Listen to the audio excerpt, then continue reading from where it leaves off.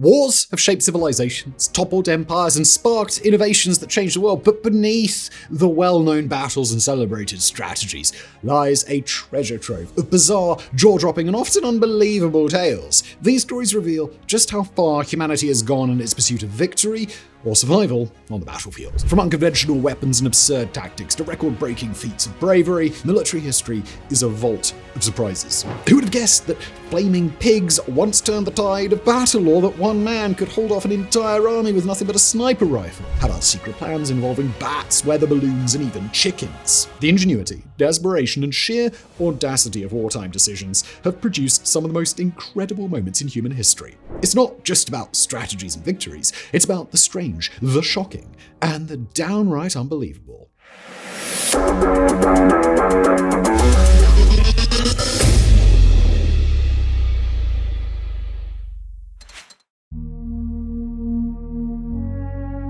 The Mongol Empire was not only the largest land empire in history, but also one of the deadliest. Under Genghis Khan, the Mongols unleashed destruction on an almost incomprehensible scale. During their conquests in the 13th and 14th centuries, it's estimated they killed around 40 million people. To put that in perspective, that's about where the conservative estimates for deaths during World War II begin. Now, to add even further perspective, this amounted to roughly 11% of the world's population at the time. Entire cities were wiped off the map. In some areas, it said the ground was littered with bones for decades. This level of devastation wasn't just the result of battles. The Mongols employed a deliberate strategy of psychological warfare, often annihilating entire cities that resisted their rule to discourage others from opposing them. Towns and regions were depopulated either through mass killings or because survivors fled in terror, leaving once thriving areas desolate. In some regions, such as modern-day Iran, the population didn't recover for centuries. The environmental impact of the loss was profound. Farmlands reverted to forests, and some researchers argue that this reforestation contributed to a temporary drop in global carbon dioxide levels. While the Mongols brought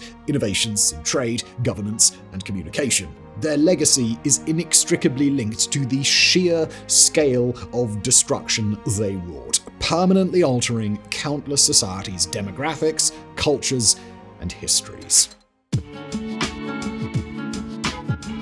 Flaming pigs may sound like something out of a surreal nightmare, but they were a very real and highly unconventional tactic used in ancient warfare. The tactic emerged from the need to counter war elephants, a formidable battlefield force. These massive animals could trample infantry, break through fortified lines, and intimidate even the most disciplined soldiers. Their size and power made them an almost unstoppable force, until the Romans discovered their Achilles heel: fear. Elephants are highly intelligent creatures, but are also notoriously skittish around fire and loud noises. Ancient Roman armies exploited this vulnerability with a shocking solution. They coated pigs in pitch or tar, highly flammable substances, set them alight, and released them toward enemy elephants. As the pigs squealed in panic and ran uncontrollably, the elephants were thrown into chaos. Terrified by the flames and shrieking sounds, elephants often fled, sometimes stampeding through their troops and causing catastrophic damage to the enemy's ranks. This tactic was first recorded during the siege of Megara in 266 BC and later adopted by other armies facing elephant forces, including those of Alexander the Great and Hannibal. Undeniably gruesome, but you've got to hand it to the Romans here, it was a stroke of battlefield genius. The fact that Hitler's wild-eyed, mouth-foaming, screeching rants were pharmacologically fueled has been known about for several decades, but it does get even weirder. Adolf Hitler wasn't just a dictator, he was also, strangely, a medical experiment gone wrong. His personal physician, Dr. Theodor Morel, treated him with a bizarre cocktail of substances that included amphetamines, opiates, and, most bizarrely of all, bull semen.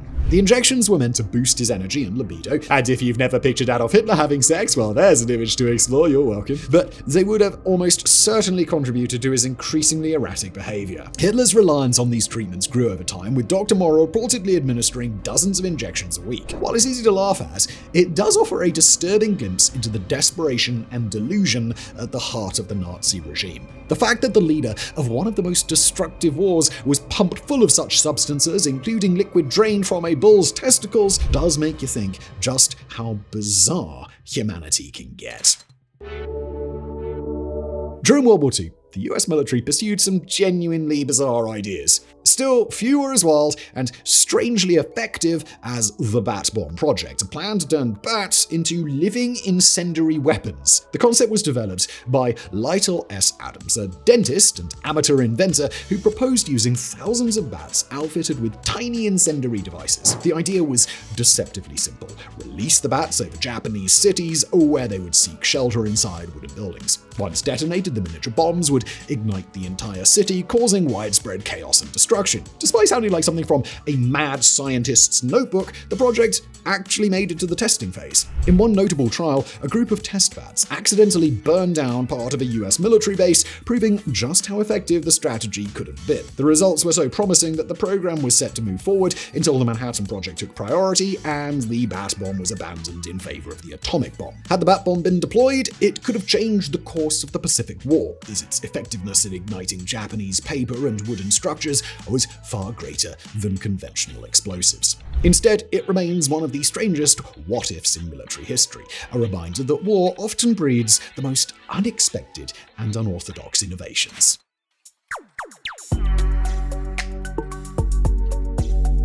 When people think of military power, they picture tanks, missiles, and heavily armed troops. But in the digital age, war is just as likely to be fought from behind a keyboard as on a battlefield. And few countries have exploited cyber warfare as aggressively as North Korea. Despite being one of the world's most economically isolated nations, North Korea has developed a formidable cyber army responsible for some of the most audacious financial heists in history. The regime's elite hacker unit, known as the Lazarus Group, has been linked to billions of dollars in cyber theft, targeting banks, cryptocurrency exchanges, and multinational corporations. One of the most infamous operations was the 2016 Bangladesh bank heist, in which hackers infiltrated the SWIFT banking system and attempted to steal $1 billion.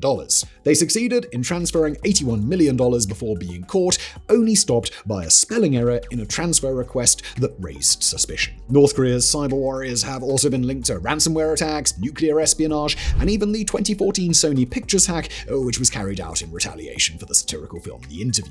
What makes this even more shocking is the scale at which North Korea operates. While its people struggle with food shortages and economic hardship, its cyber army continues to drain billions from global financial systems, using stolen money to fund its weapons program and keep the regime afloat. In modern warfare, power isn't just measured in soldiers and firepower, it's measured in data, code, and cyber infiltration. And North Korea has proven that even a small, isolated nation can become a global threat without ever firing a shot. Napoleon's invasion of Russia in 1812 was one of the most disastrous military campaigns in all of history. And the real enemy wasn't even the Russian army, it was the weather. Out of the 600,000 soldiers he marched into Russia, fewer than 10% made it back. Freezing temperatures, inadequate supplies, and poor planning led to mass casualties. Thousands of soldiers succumbed to frostbite and hypothermia as temperatures plummeted to -30 Celsius or -22 Fahrenheit. Horses collapsed in the snow, forcing soldiers to burn their weapons for warmth. The Russian strategy of scorched earth, destroying supplies and retreating, only worsened things. While exact numbers are unknown, it's thought that only 15 to 20% of French deaths during the campaign were actually through direct combat. As many as 80,000 died because of a typhus outbreak, while dysentery and the freezing temperatures took care of the rest. Napoleon's once mighty army was reduced to a starving, freezing shadow of its former self, showing that even the greatest military minds can be defeated by nature.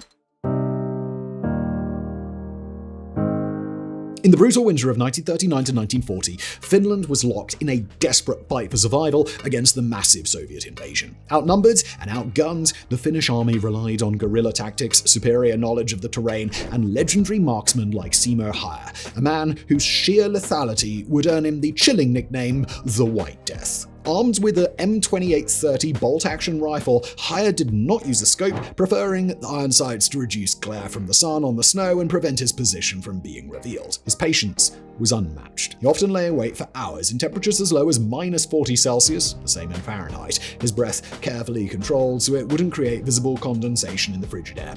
His white camouflage suit blended seamlessly with the snow, making him nearly invisible to Soviet troops. During the Winter War, Hire amassed over 500 confirmed kills in just 100 days, an astonishing record that struck terror into the Soviet ranks. Red Army soldiers were so afraid of him, they deployed counter-snipers, artillery strikes, and even entire squads specifically to hunt him down, but none succeeded. However, his legendary run came to an end on March 6, 1940, when a Soviet bullet hit him in the face, shattering his jaw and nearly killing him. Despite his grievous injury, Hire survived, enduring multiple surgeries and eventually making a full recovery. He went on to live to the age of 96, never boasting about his wartime achievements. Seymour Hire remains one of the deadliest snipers in history, and is a treasured symbol of Finnish resilience. The use of mustard gas during World War I marked a terrifying escalation in warfare, introducing chemical weapons that caused catastrophic injuries and psychological trauma. Mustard gas, first deployed by the Germans in 1970, was a blistering agent that burned the skin, eyes, and respiratory system. Exposure to even small amounts could lead to severe blisters, blindness, and slow, agonizing death from lung damage. In the early days of chemical warfare, before the widespread availability of effective gas masks, soldiers had to improvise protection.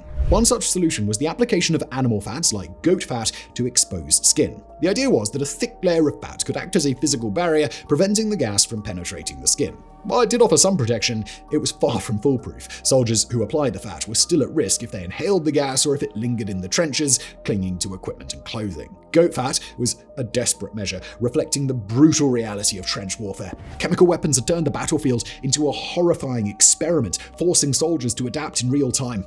The eventual development of gas masks provided better protection, but the use of crude methods like animal fat showed the level of horror and ingenuity produced by the deadly green gas that came drifting through from no man's land.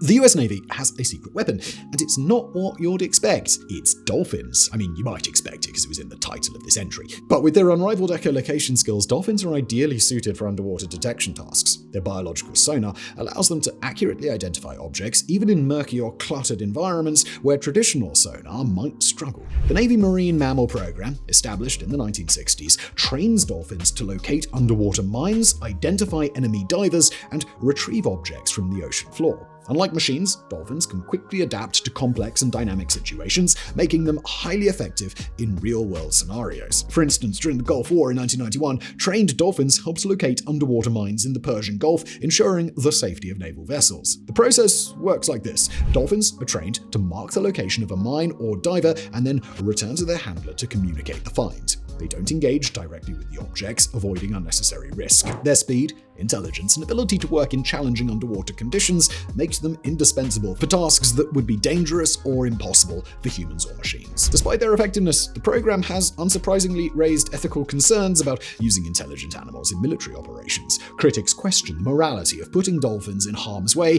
even though efforts are made to minimize risks. But yes, this program is still in operation today.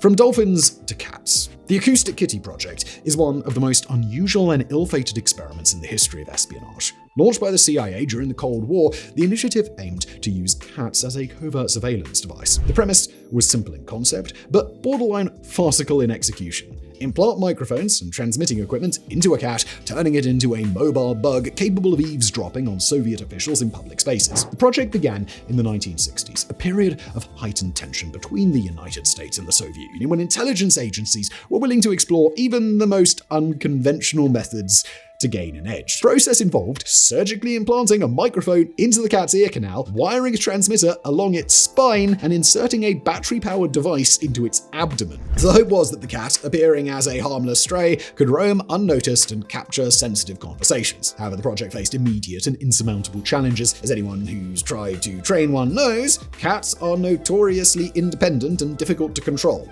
Efforts to condition the animals to follow commands and approach specific targets were largely unsuccessful. Additionally, the equipment was cumbersome and affected the cat's natural behavior, making them poor candidates for stealthy operations. The first field test was a disaster. A cat equipped with the surveillance device was released near a Soviet compound in Washington, D.C., but before it could get anywhere near the target, it was struck by a car and killed. After spending an estimated $10 to $20 million on the program, the CIA officially abandoned Acoustic Kitty. Japan's military devised a creative and audacious weapon known as the Fugo balloon bomb. This project marked the first intercontinental bombing campaign in history, relying solely on natural wind currents to deliver explosives to the United States. The concept was both innovative and symbolic, aimed at striking fear and demonstrating Japan's reach even across the vast Pacific Ocean. The balloons were made from lightweight materials like washi, traditional Japanese paper, or rubberized silk and filled with hydrogen to make them buoyant. Each balloon carried a payload of incendiary devices and small explosives designed to ignite fires upon landing. The balloons were launched from Japan's eastern coast and utilized the jet stream, a high-altitude wind current, to travel 8,000 kilometers or 5,000 miles to North America. Between 1944 and 1945, Japan launched more than 9,000 of these balloon bombs, but only around 300 are believed to have reached the US and Canada. Many landed in remote areas, causing little damage. However, one tragic incident occurred in May 1945 near Bly, Oregon. A group of civilians, including 5 children and a pregnant woman, discovered a downed balloon. When they began prodding it, the explosives detonated, killing all 6. This remains the only instance of enemy-inflicted casualties on the US mainland during the war. Though the Fugo campaign caused minimal physical damage, its psychological impact lingered. It forced the US government to divert resources to monitor and mitigate the threat, including extensive propaganda to keep the public unaware of the bombs so they would avoid panic. Alexander the Great's campaigns were marked not only by his military brilliance, but also by his ability to adapt and use his surroundings to his advantage. One of the most fascinating examples of this was his army's use of mad honey, a naturally occurring toxin derived from rhododendron nectar. The ancient biological tactic showed the levels of Alexander's strategic genius and highlights how ingenuity often trumped brute force in warfare. The event occurred during one of Alexander's campaigns in Asia Minor, likely around modern-day Turkey. The region was home to rhododendron flowers, whose nectar produced honey laced with grayanotoxins. When consumed, this mad honey causes symptoms such as dizziness, vomiting, hallucinations, and even temporary paralysis, depending on the dose. Local tribes knew the honey's effects and harvested it for medical purposes or as a weapon. Alexander's forces reportedly encountered the toxic honey during their advance. Recognizing its potential, they devised a clever trap. Pots of the honey were strategically placed along the paths their enemies were expected to traverse. Hungry and unsuspecting enemy soldiers, thinking they had stumbled upon a fortunate find, consumed the honey. Within hours, they were incapacitated, leaving them vulnerable to Alexander's army's swift and decisive attack. The SAR Bomber, detonated on October 30th, 1961, remains the most powerful nuclear weapon ever tested and a grim symbol of the Cold War's destructive potential. Officially designated as RDS-220, this bomb was a product of the Soviet Union's effort to showcase its technological supremacy and military might during a time of intense rivalry with the United States. The SAR Bomber had an explosive yield of 50 megatons, equivalent to 50 million tons of TNT. In other words, it was 3,300 times more powerful than the bomb dropped on Hiroshima in 1945. Originally designed to produce a yield of 100 megatons, the bomb was scaled down to reduce radioactive fallout and minimize catastrophic global consequences. Even with this reduction, the test was nothing short of apocalyptic. Detonated over the remote Novaya Zemlya archipelago in the Arctic Ocean, the explosion was so immense that it shattered windows more than 900 kilometers or 560 miles away. The mushroom cloud reached an altitude of 64 kilometers or 40 miles high, penetrating the stratosphere and brushing the mesosphere, making it visible from hundreds of miles away. The flash of light was so intense that it could be seen up to 1,000 kilometers or 620 miles from ground zero. The bomb's shockwave circled the Earth 3 times, and the heat from the explosion was enough to cause third-degree burns as far as 100 kilometers or 60 miles from the detonation site. Despite the enormous energy released, the bomb was deliberately detonated at a high altitude to reduce fallout and prevent widespread radioactive contamination. The SAR Bomber was not designed for combat, it was a political and psychological weapon. Its purpose was to demonstrate Soviet power and intimidate the West. However, its sheer size and impracticality, it was so heavy that no delivery system could deploy it effectively in wartime, meant it was more of a propaganda tool than a usable weapon. The Battle of Karenis is one of history's strangest and most tragic military events, a perfect storm of miscommunication, panic, and self-destruction. It occurred in 1788 during the Austro-Turkish War, as the Austrian army prepared to confront the Ottoman forces near the town of Karenis in present-day Romania. The Austrian army, a vast force of around 100,000 men, comprised soldiers from the multi-ethnic Habsburg Empire, with troops speaking various languages: German, Hungarian, Italian, and Slavic dialects. This linguistic diversity would prove a fatal flaw. On the evening of the incident, a group of Austrian hussars scouting ahead for Ottoman troops stumbled across local merchants selling alcohol. Seizing the opportunity, they purchased and began drinking. Soon after, infantrymen arrived and demanded their share, sparking an argument quickly becoming a brawl. As tensions rose, someone fired a shot. This single gunshot, combined with shouts in different languages, triggered widespread confusion. Soldiers misinterpreted the commotion as the beginning of an Ottoman attack, spreading panic throughout the ranks. Officers attempted to restore order in the chaos by shouting commands, but linguistic barriers caused even greater confusion. Some soldiers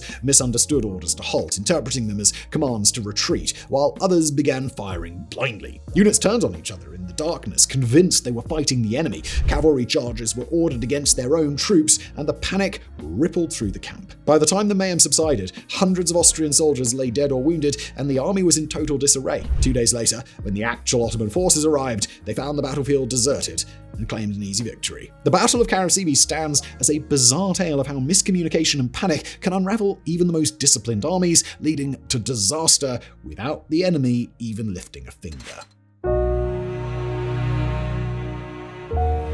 In 1346, a horrifying moment in history may have changed the course of global disease forever. During the siege of Kaffa, Mongol forces of the Golden Horde, led by Janibeg Khan, launched a brutal attack on the Genoese-controlled city in present-day Crimea. The siege lasted for months, but something unexpected happened. A deadly plague struck the Mongol camp. Soldiers began dying in droves, their bodies covered in blackened sores and oozing pus. Faced with the risk of losing the siege, the Mongols weaponized the disease in one of the first recorded instances of biological warfare. Using catapults, they hurled the rotting corpses of plague victims over the city walls, hoping to infect the defenders inside. Soon, the disease ripped through the population of Kaffa, forcing survivors to flee by ship, many of them carrying infected fleas and rats. Historians believe this may have been one of the key ways the Black Death entered Europe, eventually killing up to 200 million people across the continent. While disease outbreaks had already begun in Asia, the siege of Kaffa could have accelerated its spread, making it one of human history's most devastating military consequences.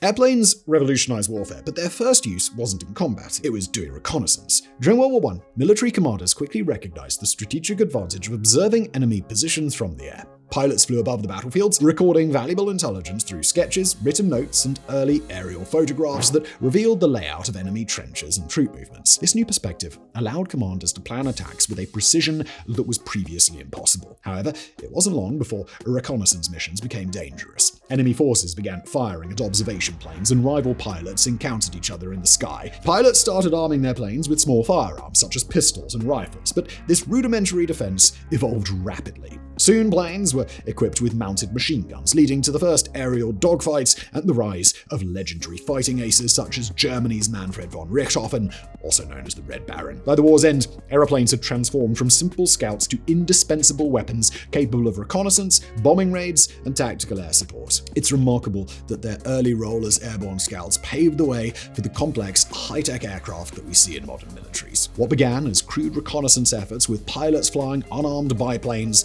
led to a revolution in warfare that opened up an entirely new battleground in the skies.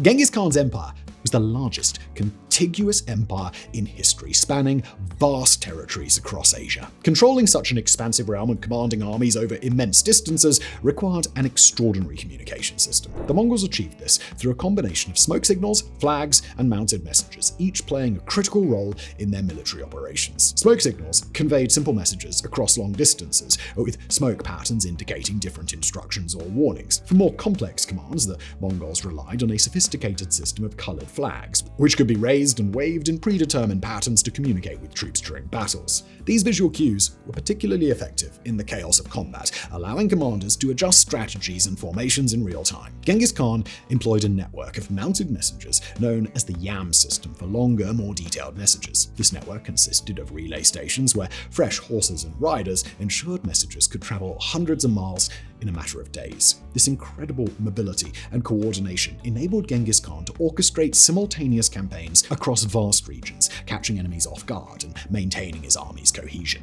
The combination of these communication methods wasn't unique to the Mongols, but their unmatched efficiency and discipline made them a cornerstone of Genghis Khan's success. Together, they exemplified the Mongol strategic brilliance and ability to harness every available resource to maintain dominance on the battlefield.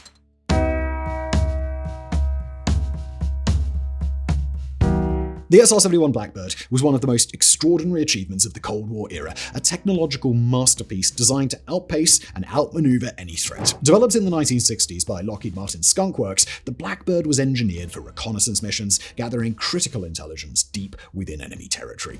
With a top speed of Mach 3.3 and an operational altitude of 85,000 feet, it was virtually untouchable by enemy defenses. The Blackbird's speed wasn't just a feature, it was its primary defense mechanism. If an enemy radar detected the aircraft and launched a missile, the response protocol was almost laughably simple: accelerate. At such blistering speeds, even the most advanced surface-to-air missiles of the time couldn't keep up, and the radar systems often lost track of the aircraft as it soared at altitudes well beyond their effective range. Its titanium body, designed to withstand the extreme heat generated by friction at high speeds, was revolutionary. Each Blackbird was coated in a radar-absorbing material to reduce its visibility, making it one of the earliest stealth aircraft. Despite being flown on countless missions over hostile territory, the SR-71 was never shot down, a testament to its advanced designer capabilities. The Blackbird wasn't just a plane, it was a symbol of technological supremacy, embodying the idea that speed could be the ultimate defense. Even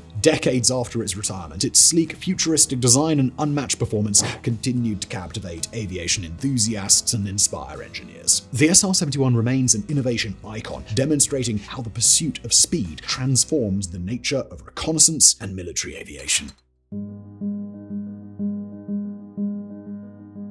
Greek fire was one of the most devastating and mysterious weapons of the ancient world, wielded with lethal precision by the Byzantine Empire. This incendiary liquid had a terrifying capability. It could ignite and burn even on water, making it a formidable tool in naval warfare. The weapon was used to great effect in defending the Empire's territories, particularly during sieges and battles against naval forces. The exact composition of Greek fire has been lost to history, adding to its mystique. And it's believed to have been a mixture of petroleum, quicklime, and possibly sulfur, though no definitive formula has ever been confirmed. What made it even more fearsome was its delivery system. Byzantine ships were outfitted with pressurized siphons capable of spraying the flaming liquid onto enemy vessels, where it would cling to surfaces and ignite anything in its path. Attempts to douse it in water often made things worse, as the substance would continue burning relentlessly. The psychological impact of Greek fire was immense. The sight of the unquenchable flame struck fear into the hearts of Byzantine enemies, often deterring attacks before they began. Its reputation alone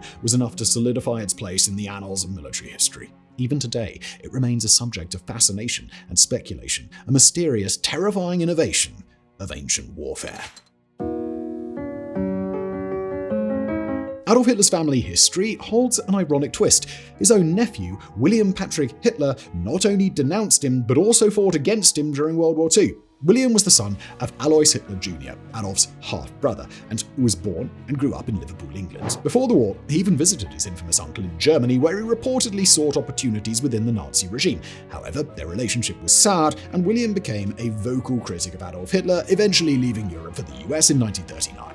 When the US entered the war, William joined the fight against his uncle's regime. Despite initial hesitation from the US military due to his infamous surname, William was eventually allowed to enlist in the Navy in 1944. He served as a pharmacist's mate, contributing to the Allied war effort in his own way. After the war, William sought to escape the shadow of his family name. He changed his last name to Stuart Houston, married and settled into a quiet life on Long Island, New York, running a laboratory for blood analysis. His story is a remarkable and ironic chapter in history. Adolf Hitler's own blood relative fighting for the Allies against the tyranny that his uncle embodied. Sniping is a balance of skill, patience, and the ability to make split-second calculations under extreme conditions. In 2017, a Canadian sniper from the elite Joint Task Force 2 in Iraq set a record for eliminating an enemy target from an almost unbelievable distance of 3.5 kilometers or 2.2 miles. This wasn't just luck or good aim. It resulted from years of training and an intimate understanding of physics. At that range, a sniper doesn't just fire a bullet. They calculate a dozen different factors before even pulling the trigger. The shot had to account for wind speed, air temperature, barometric pressure, humidity, and even the rotation of the Earth itself. The bullet, traveling at supersonic speed, still took nearly 10 seconds to reach its target, meaning that any miscalculation would have sent it wildly off course. But that record doesn't stand today. In November of 2023, amid Russia's invasion of Ukraine, a Ukrainian special agent set a new world record for the longest confirmed sniper kill. Identified later as 58-year-old sharpshooter Vyacheslav Kowalski, he eliminated a Russian soldier from an estimated distance of 3.8 kilometers or 2.3 miles. Kowalski accomplished the shot using a Vola da Obiru, or Horizon's Lord, a high-powered, multi-caliber, anti-material sniper rifle developed in Ukraine.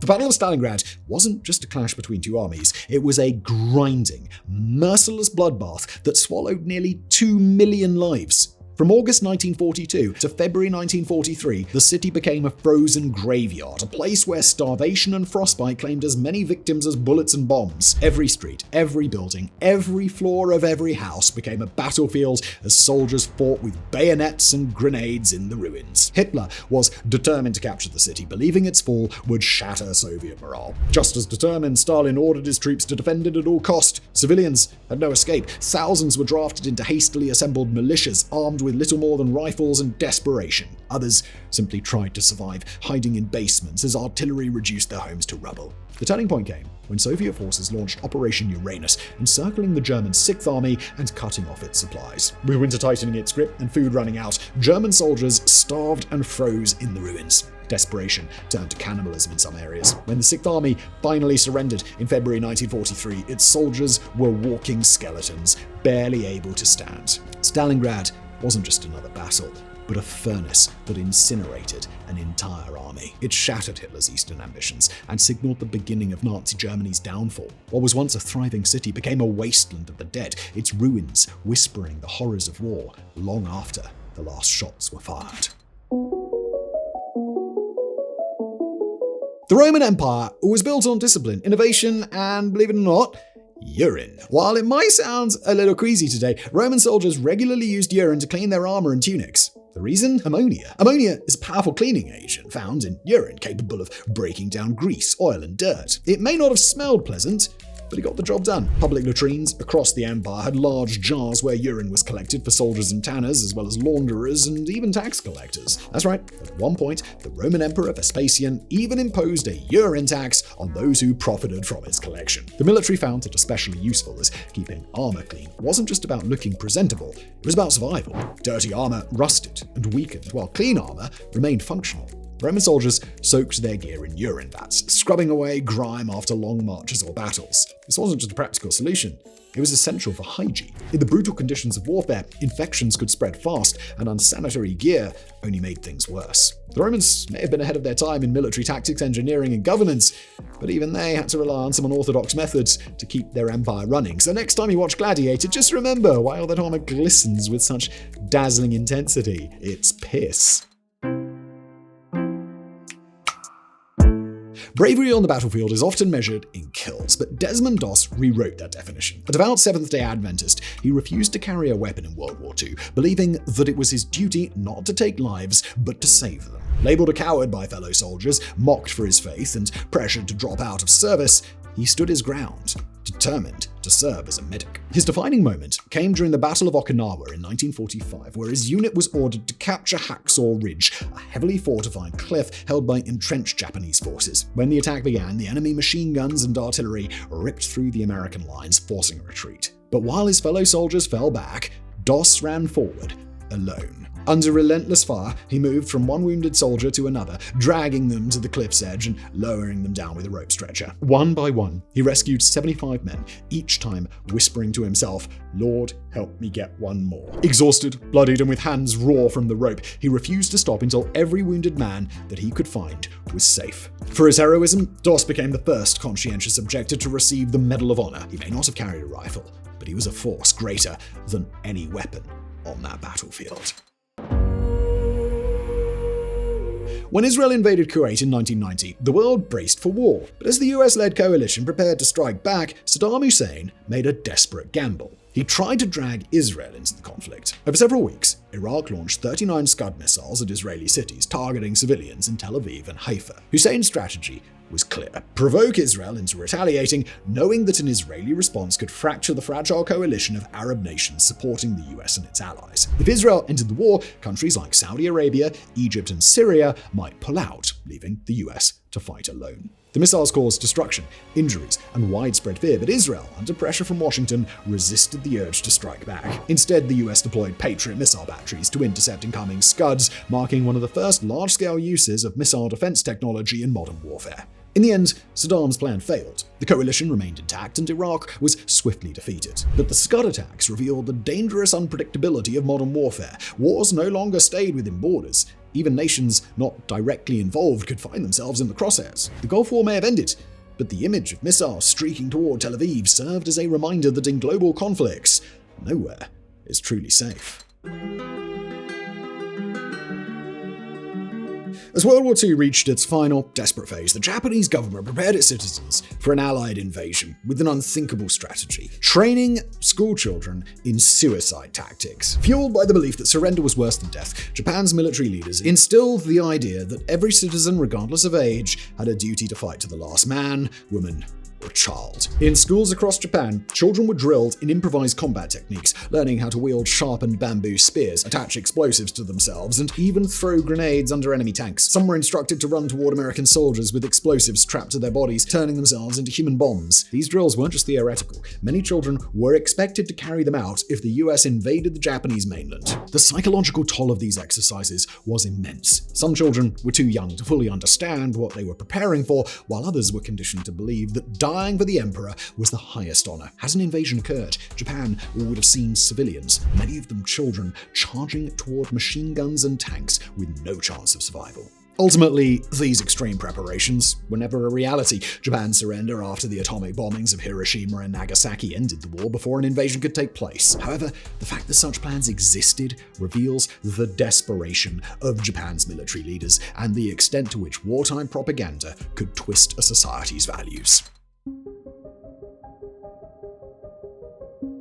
This one, definitely not for the Pete fans out there. During World War II, Soviet forces found themselves vastly outnumbered and outgunned by Nazi Germany's powerful tank divisions. In response, they turned to an unlikely weapon: dogs trained to destroy tanks. The idea was simple but brutal. Dogs were fitted with explosive harnesses and trained to run underneath enemy tanks, triggering the detonators upon contact. Soviet trainers spent months conditioning the dogs to associate food with crawling under tanks. The plan was for the dogs to seek shelter under enemy vehicles, unaware that the bombs strapped to them would soon explode. On paper, it seemed like a devastatingly effective anti-tank strategy, but it was riddled with problems. One of the biggest flaws was that the dogs were trained using stationary Soviet tanks, which they had grown accustomed to. When placed in real battle scenarios, many dogs became confused and ran towards Soviet vehicles instead of the German ones, causing catastrophic friendly fire incidents. Others panicked under gunfire and ran back to their handlers, sometimes with the explosive still armed. Despite its mixed success, the Soviet Union continued deploying anti-tank dogs throughout the war, with reports suggesting they disabled dozens of German vehicles. The tactic, however, was eventually phased out in favor of more effective anti-tank weapons. In the chaos of war, we suppose anything goes.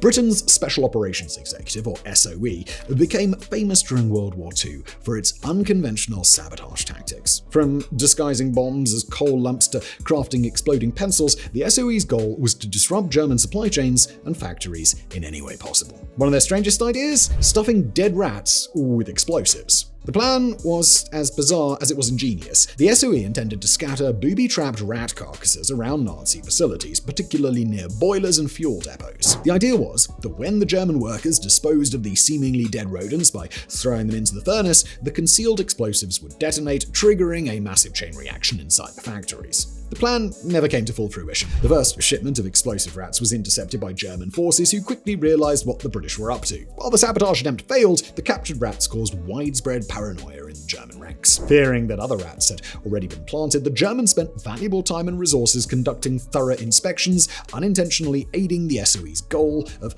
disrupting operations. Though never fully deployed, the exploding rat plot was actually one of the more straightforward bizarre animal plans of World War II, when you consider some of the other wacky ideas. North Korea is often described as one of the most militarized nations on the planet, with a standing army that the regime claims exceeds 1 million soldiers. If accurate, that would make the Korean People's Army, or KPA, one of the largest active forces in the world, rivaling the militaries of superpowers like the US and China. Maintaining such a massive army in a country suffering from economic struggles and frequent food shortages is no small feat. The North Korean population prioritizes military spending over nearly every other aspect of society, ensuring that the armed forces receive a steady supply of resources even when civilians face shortages. From a young age, North Koreans are taught that military service is a sacred duty, and enlistment is mandatory for men and women, often lasting up to a decade. But just because you have the soldiers doesn't mean they're much use. North Korea has deployed approximately 11,000 soldiers to support Russian forces in Ukraine. These troops continue to face severe challenges and significant casualties. About 4,000 have been killed or wounded. Language and cultural barriers hinder their integration with Russian units, leading to miscommunication and operational failures. Reports indicate that some North Korean soldiers, fearing capture, have resorted to suicide. The harsh conditions and high casualty rates have led to temporary retreats from the front lines. Beyond their sheer numbers, North Korea has also built a formidable defensive network. The country boasts one of the world's densest artillery concentrations, with thousands of cannons and rocket launchers positioned along the Demilitarized Zone, or DMZ, capable of striking Seoul in the event of war. It has an extensive network of underground tunnels designed to shelter troops and equipment, and a ballistic missile program that continues to be a major point of tension in global politics. While North Korea's claims about its military strength are difficult to verify, one thing is for sure: the regime's obsession with its armed forces defines its identity. In a country where propaganda and reality blur, the army is as much a political tool as it is a military one, ensuring that North Korea remains a constant wildcard on the world stage.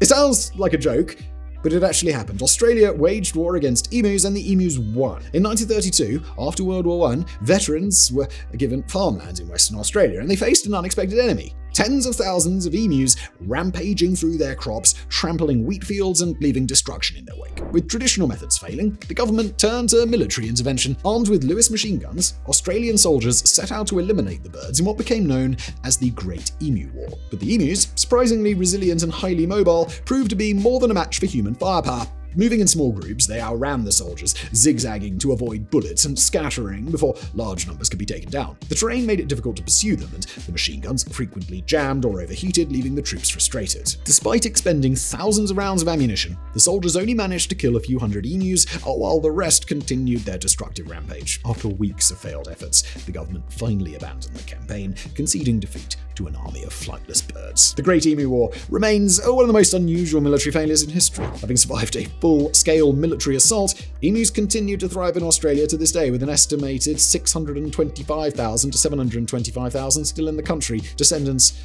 of those heroes who took on the humans and won. Spartan society was built around the idea that hardship created the ultimate warriors. At just 7 years old, boys were taken from their families and placed into the brutal training program known as the Agogi. The system didn't just focus on combat training. It was designed to strip away weakness, reshape their minds, and forge them into men who could survive in any situation. Hunger was a weapon in this process. The boys were deliberately underfed, forced to endure constant gnawing hunger that never really went away. This wasn't just about testing their endurance, it was about forcing them to think, to adapt, to fend for themselves. They were encouraged to steal food to survive, but if caught, they were severely beaten. The lesson wasn't that stealing was wrong and getting caught was unacceptable, but rather that a Spartan warrior had to be cunning, silent, and always aware of his surroundings. And this wasn't just training. This was psychological warfare on their own youth. Boys were molded into men who felt no fear, no pain, and no hesitation in the face of hardship. By the time they reached adulthood, they were among the most disciplined and battle-hardened warriors in history, living proof that survival was earned, not given, in Sparta. It sounds like something pulled straight from a horror movie, but the US military actually has an official strategy for dealing with the zombie apocalypse. In 2011, the US Air Force created ConPlan 8888, a detailed contingency plan outlining how to respond to a global outbreak of the undead. The document categorizes different types of zombies, including pathogenic zombies, radiation zombies, and even extraterrestrial zombies. It lays out steps for containment, defense, and eradication, treating the fictional scenario with the same level of detail as any real-world military crisis. The goal wasn't to prepare for an actual zombie uprising, but to provide a creative training exercise for military planners, teaching them how to respond to unpredictable, unconventional threats. Despite its fictional origins, ConPlan 8888 became a cult favorite among military enthusiasts, conspiracy theorists, and horror fans alike. Even though a zombie outbreak remains firmly in the realm of fiction, the existence of a legitimate military strategy for it proves one thing: the US military is prepared for just about anything. And for most civilizations, war is about conquest, destruction, and territory. But for the Aztecs, it was often just about blood. Unlike many other armies that fought to kill their enemies, the Aztecs engaged in ritual warfare, specifically designed to capture prisoners alive for human sacrifice to the gods. The practice, known as the Flower Wars, was a formalized type of battle between the Aztecs and their enemies, particularly rival city-states. Warriors were trained not just to defeat their opponents, but to wound and subdue them so they could be dragged back to the temples. Captured warriors faced a gruesome fate. Many were marched up the steep steps of the Templo Mayor, where priests would carve open their chests with knives and tear out their still-beating hearts as an offer to the god of war in the sun. The bodies were often thrown down the temple steps, and in some cases, dismembered and eaten in ceremonial feasts. For the Aztecs, these sacrifices were essential for keeping the gods satisfied and ensuring the survival of their civilization. But to their enemies, being captured meant a fate worse than death. The Aztec Empire may have been among the most military advanced in the Americas, but its obsession with bloodshed as a religious duty made it one of the most terrifying. Some of the most effective weapons of World War II weren't bombs or bullets. They were illusions. As part of Operation Fortitude, the Allies built an entire fake army to deceive the Germans about the true location of the D-Day invasion. Using inflatable tanks, wooden aircraft, and fabricated military bases, the Allies created the illusion of a massive force gathering in southeast England, far from Normandy, where the actual invasion would occur. To add to the deception, radio transmissions were faked, fake troop movements were staged, and even General George S. Patton, one of the most feared Allied commanders, was placed in charge of the Phantom Army to make the ruse even more convincing. And the deception worked. Convinced that the real invasion would occur at Pas-de-Calais, German forces held back key reinforcements from Normandy, allowing the actual D-Day landings to proceed with far less resistance than they might have otherwise faced. The success of this operation demonstrated that sometimes misinformation can be as deadly as firepower. By the time the Germans realized the truth, it was too late. The real invasion had already begun, and the tide of war had turned. In the chaos of World War I, where communication often determined life or death, one unlikely hero emerged: a pigeon named Sherami. In October 1918, during the Meuse-Argonne offensive, nearly 200 American soldiers found themselves trapped behind enemy lines, surrounded by German forces. With no radio contact and cut off from reinforcements, their survival depended on getting a message out. Desperate, they released a series of carrier pigeons with their coordinates, but most were shot down before they could reach friendly forces. Their last hope was Sherami. As she took flight, German soldiers spotted her and opened fire, hitting her in the chest and nearly severing one of her legs. Despite her injuries, she kept flying, covering 40 kilometers or 25 miles in just over half an hour to reach Allied headquarters. The message she carried contained the exact location of the trapped soldiers, allowing reinforcements to be sent in time to save them. Sherami's heroic act earned her the French Croix de Guerre, one of the country's highest military honors. She was treated for her wounds and lived the rest of her days as a decorated war hero. Even in a war dominated by machine guns, trenches, and artillery, this small, wounded pigeon became a symbol of resilience and courage. Sometimes, the smallest soldiers can make the biggest impact. During the Cold War, the Soviet Union pursued some of the most extreme and unconventional military projects, and one of the most ambitious was the attempt to develop a nuclear-powered airplane. The goal was to create an aircraft that could remain airborne indefinitely, eliminating the need for refueling and allowing for continuous long-range nuclear strike capability. The project, known as the Tupolev Tu-95 Lal, was an experimental version of the Soviet Tu-95 bomber that incorporated a nuclear reactor to generate power. While the theory behind the design was sound, the execution presented massive challenges. The greatest issue was radiation exposure. Shielding the crew from lethal doses of radiation required layers of lead and heavy protective materials, dramatically increasing the aircraft's weight, making long-range flight impractical. The Soviets conducted test flights to assess the feasibility of a nuclear-powered propulsion system, but they quickly realized that the design was plagued with logistical and safety concerns. Aside from the radiation risk to the crew, a crash or malfunction could result in catastrophic nuclear contamination. Ultimately, the project was abandoned in favor of more reliable ballistic missile technology. The idea of a nuclear-powered plane remains a fascinating but deeply flawed experiment, a relic of an era when both superpowers were willing to push technological boundaries to their absolute limits.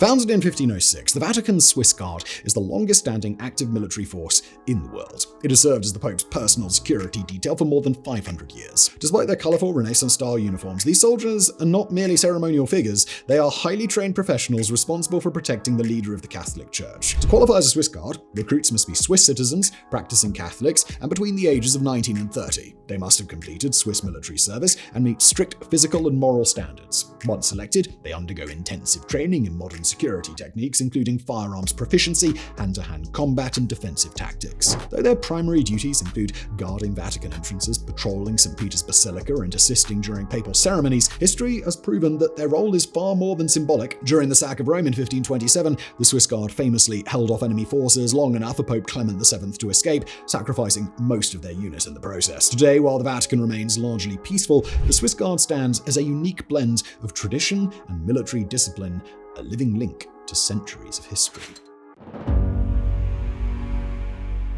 In 218 BC, Hannibal, the Carthaginian general, embarked on one of the most audacious military campaigns in history. He led his army across the treacherous Alps to invade Rome from the north. His forces included thousands of soldiers, cavalry, and dozens of war elephants, which were meant to strike terror into the hearts of Roman troops when they finally reached the battlefield. However, the journey proved to be far more grueling than anticipated. The Alps presented a formidable challenge. Steep, icy slopes, bitter cold, and a lack of food devastated the army. Local mountain tribes ambushed Hannibal's troops, harassing them with hit-and-run tactics. But it was the harsh environment that proved the greatest enemy. Many of his soldiers perished in avalanches, and the elephants, which were not suited for extreme cold, began dying from exhaustion and starvation.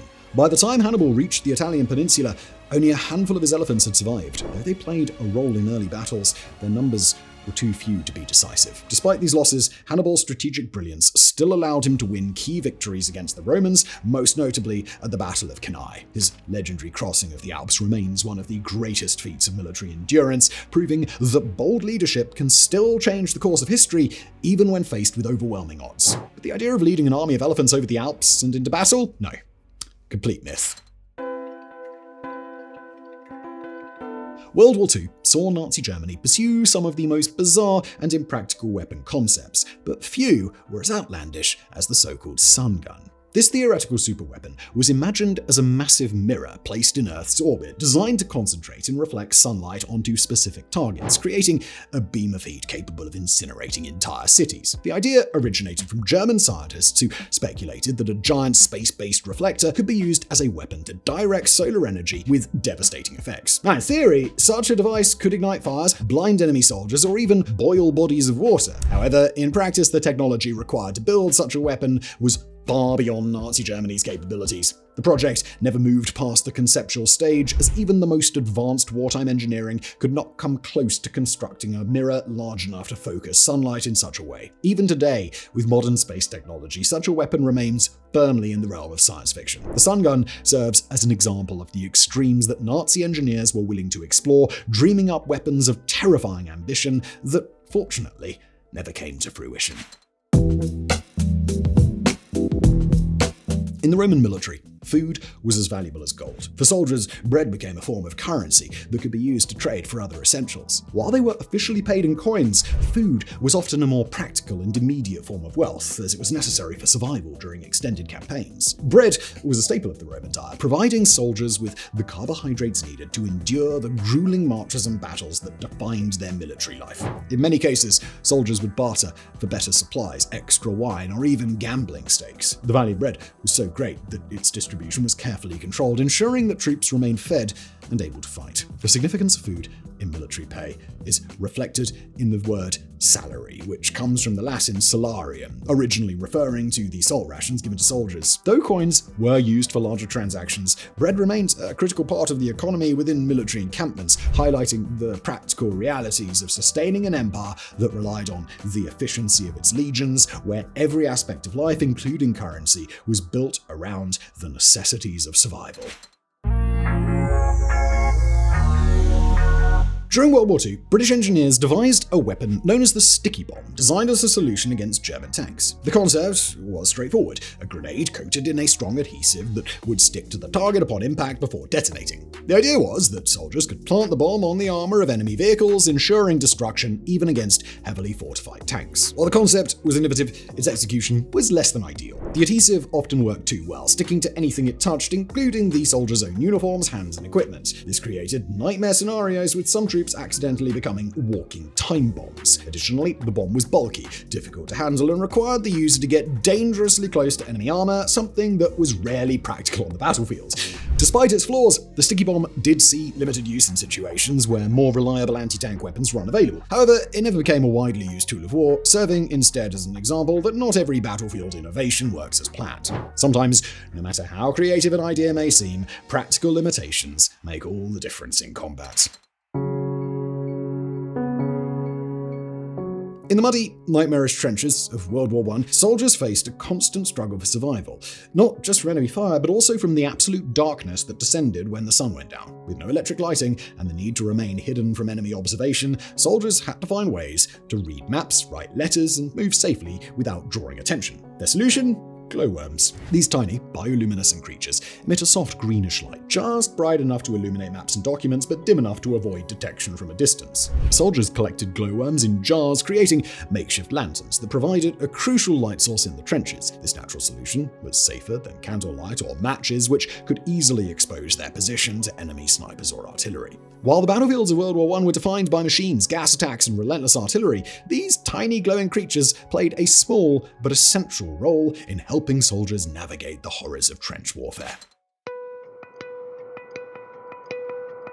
Julius Caesar wasn't just a brilliant military strategist, but also a master of psychological warfare. In 55 BC, during his campaigns into the Germanic territory, Caesar wanted to send a clear message to the tribes beyond the Rhine River. The Roman army could go anywhere it pleased. Instead of waiting for boats or finding a crossing point, he ordered his men to build a bridge across the Rhine from scratch. In just 10 days, Caesar's engineers constructed an impressive wooden bridge, driving massive support beams deep into the riverbed and reinforcing them with interlocking structures to withstand the powerful current. Its construction's sheer speed and efficiency astonished both allies and enemies alike. Once completed, Caesar led his troops across the Rhine, effectively demonstrating Rome's ability to invade Germanic territory at will. After this point, Caesar ordered the bridge to be dismantled to prevent his enemies from using it after his withdrawal. The feat was more than just a military maneuver, it was a statement of Roman engineering supremacy and a psychological blow to his adversaries. The speed of construction and tactical brilliance behind this bridge remain one of the most celebrated examples of military engineering in history. The German Enigma machine was one of the most advanced encryption devices of its time, allowing Nazi forces to transmit coded messages that were believed to be unbreakable. However, many don't realize that the first significant breakthrough in cracking Enigma came years before World War II even started, and it wasn't the British who did it first. In the early 1930s, Polish mathematicians Marian Rejewski, Jerzy Rosicki, and Henryk Zagalski managed to decipher the basic principles behind Enigma's encryption. Using advanced mathematical techniques, they reconstructed an early version of the machine and began breaking intercepted messages. As Nazi Germany became more aggressive in the late 1930s, the Polish cryptologists shared their findings with the British and French intelligence services, laying the groundwork for later code-breaking efforts. When World War II began, the Germans increased Enigma's complexity, but the foundation laid by the Polish team allowed British cryptographers at Bletchley Park, including Alan Turing, to refine their methods. The ability to decrypt Enigma messages at scale proved invaluable, allowing the Allies to intercept critical German military communications. Some historians estimate that breaking the Enigma shortened the war by as much as 2 years, saving countless lives. Though Alan Turing and the team at Bletchley Park received much of the credit, the early work of Polish mathematicians provided the key to unlocking one of the greatest intelligence breakthroughs in history. France faced a desperate situation in September 1914 during the First Battle of the Marne. The German army was advancing rapidly toward Paris, and the French forces needed reinforcements immediately. With no fast way to transport thousands of soldiers to the front, the French military turned to an unlikely solution: taxis. The government commandeered hundreds of Parisian taxis and rushed them to the outskirts of the battlefield. Each taxi carried 5 to 6 soldiers, ferrying them to the front lines in what became a historic mobilization effort, the Dunkirk of the French army in reverse, if you will. Over 6,000 reinforcements arrived just in time, helping the French army halt the German advance and prevent the fall of Paris. While the number of troops transported was not massive compared to the scale of the battle, the psychological impact was enormous. The sight of ordinary civilian vehicles rushing into battle boosted French morale and became a powerful symbol of national unity. The event became so iconic that the taxis of the Marne remain a symbol of French resistance, proving that sometimes even the most unconventional solutions can change the course of history. During the Cold War, the US military and intelligence agencies explored unconventional methods for gaining a strategic advantage, and one of the strangest involved testing hallucinogenic drugs like LSD on soldiers. The idea was to determine whether these substances could be used to incapacitate enemy forces, enhance interrogation techniques, or even create a truth serum. These experiments were conducted under MK-Ultra, a highly secretive CIA program that ran from the 1950s to the early 1970s. Many soldiers were unknowingly given doses of LSD and observed to see how the drug affected their behavior. Some became paranoid, disoriented, or violently ill, while others entered states of euphoria or hysteria. Some reports even describe soldiers hallucinating enemy forces, losing coordination, and being unable to follow simple commands. Ultimately, the program was shut down due to unpredictable results and growing ethical concerns. The long-term psychological effects on the soldiers involved remains a controversial topic, as many were subjected to these tests without their knowledge or consent. But the story gets even weirder. Reports have long suggested that Charles Manson may have been exposed to MK-Ultra techniques during his multiple prison stints, particularly at the McNeil Island Penitentiary, where he allegedly learned psychological manipulation and LSD's effects. Later, in Haight-Ashbury, a known hub for government-sponsored psychedelic experiments, Manson and his followers had access to copious amounts of LSD, some possibly linked to CIA studies. Some researchers argue that Manson's ability to control the Manson family resembled MK-Ultra's behavioral modification tactics, raising questions about whether he was an unintentional byproduct of the program.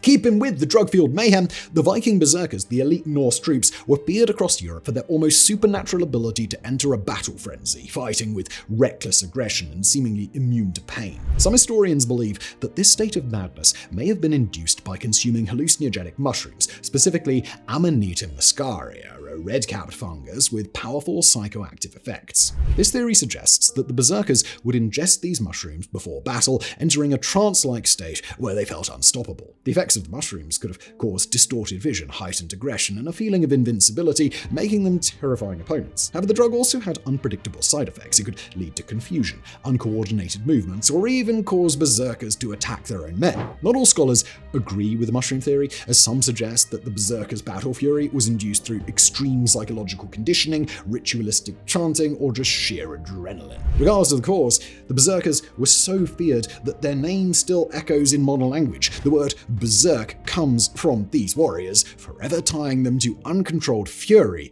and chaos.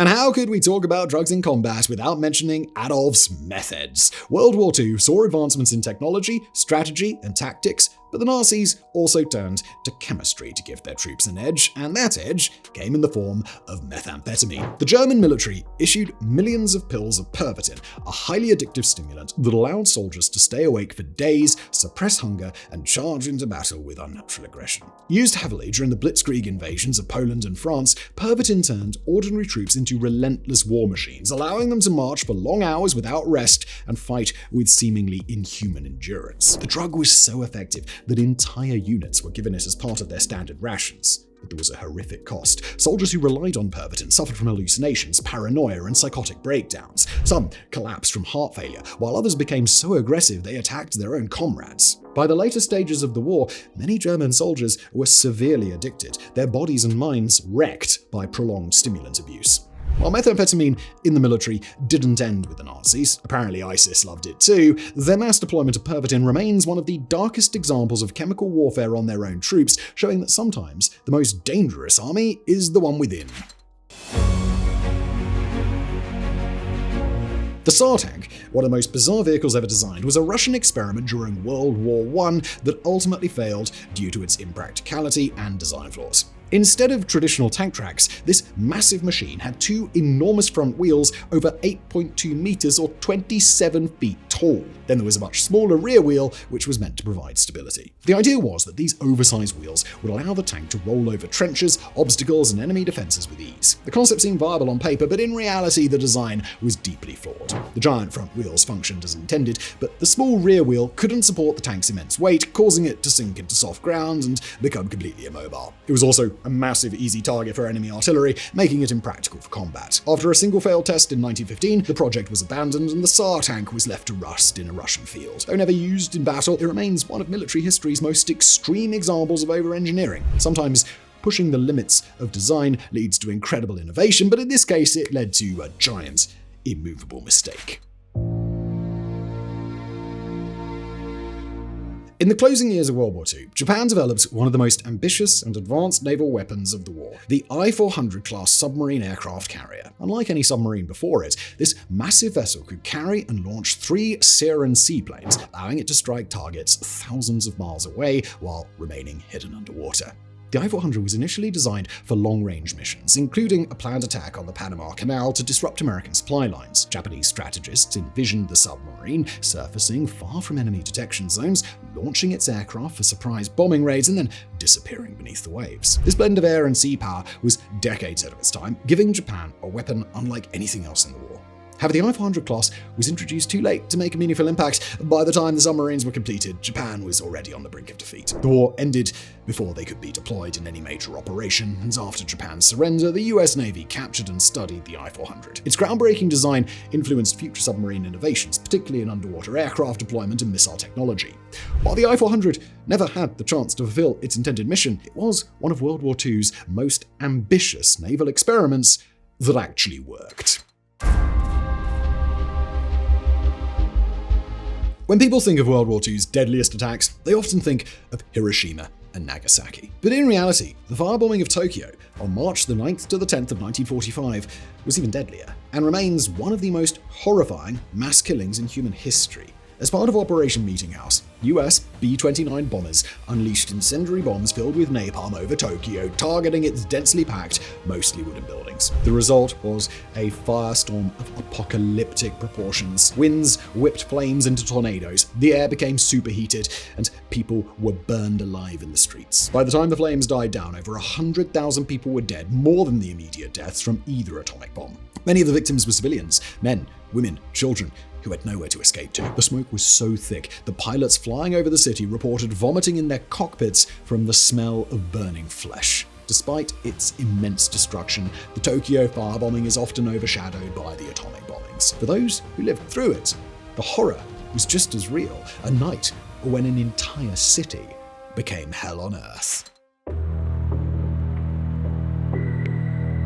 During the War of 1812, the USS Constitution, a wooden-hulled frigate of the United States Navy, became a symbol of American naval power after an astonishing battle where British cannonballs seemed to bounce off its thick wooden hull. This earned the ship its legendary nickname, Old Ironsides. The Constitution's strength came from live oak and and southern pine, incredibly dense and resilient materials, making the ship's hull unusually resistant to enemy fire. British gunners watched in disbelief as their shots failed to penetrate the ship's sides. Meanwhile, the Constitution's own artillery shattered the British vessel, leading to a decisive victory. Beyond its durability, the USS Constitution was one of the fastest and most maneuverable ships of its time, making it a formidable opponent on the high seas. It participated in several key naval engagements, capturing numerous enemy vessels and boosting American morale. Today, Old Ironsides remains the world's oldest commissioned warship, still afloat, and is preserved as a museum in Boston Harbor.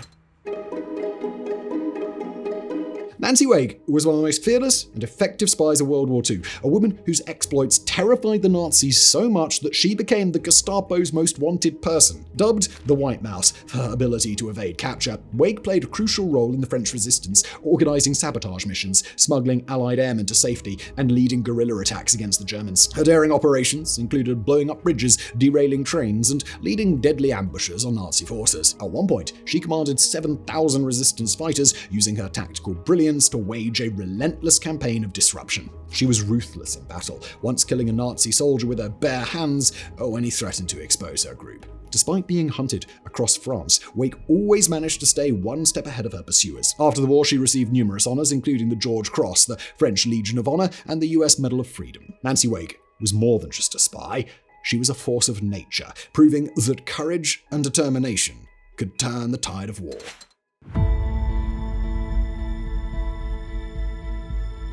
Alright, going back to pigeons. Long before radio and secure digital communications, military forces relied on carrier pigeons to deliver critical messages across battlefields. During World War I, these birds played a vital role in transmitting orders, coordinating attacks, and requesting reinforcements, often succeeding where human couriers or telegraphs failed. Astonishingly, carrier pigeons had a 95% success rate, even when flying through enemy gunfire, poisonous gas, and extreme weather conditions. Their speed and homing ability made them one of the most reliable methods of communication in an era when battlefields were often chaotic and unpredictable. Pigeons were housed in mobile lofts near the front lines, and messages were attached to tiny canisters on their legs before they were released. Their ability to navigate vast distances with pinpoint accuracy baffled scientists and military strategists alike. Even with advancements in communication, these feathered messengers remained essential throughout both world wars, proving their indispensable role in military history. The Cold War saw some of the most insane military strategies ever conceived, but perhaps none were as utterly reckless as Project A119, a secret US plan to detonate a nuclear bomb on the moon. Proposed in the 1950s, the project was designed to intimidate the Soviet Union by creating a massive, visible explosion in space, proving that America had superior nuclear capabilities. The idea was that astronomers and civilians around the world would see the flash, delivering a psychological blow to Soviet morale. The mission would have used a W-25 nuclear warhead launched aboard a modified intercontinental ballistic missile. Scientists estimated that the explosion would have been visible from Earth, but there was one small problem. No one knew what kind of devastating long-term effects it would have had. Would it destabilize the moon's orbit? Would the radioactive fallout rain down on Earth? No one was entirely sure. Ultimately, Project A119 was scrapped in favor of the space race, and the US pursued landing a man on the moon instead of blowing it up. But the fact that this idea even made it past the drawing board is head-scratching, to say the least.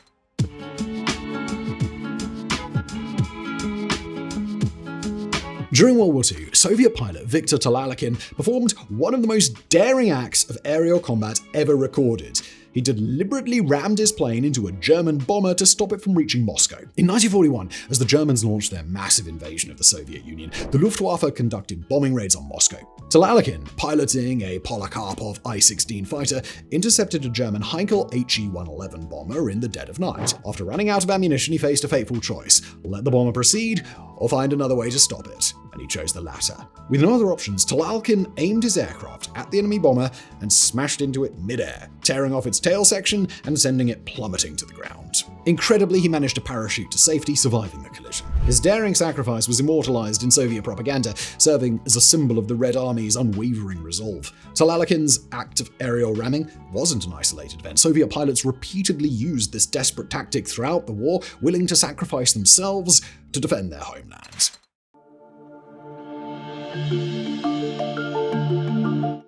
Julius Caesar was one of history's most audacious and self-assured figures. That confidence was never more apparent than when he was kidnapped by pirates as a young man and ended up negotiating his own ransom at a higher price.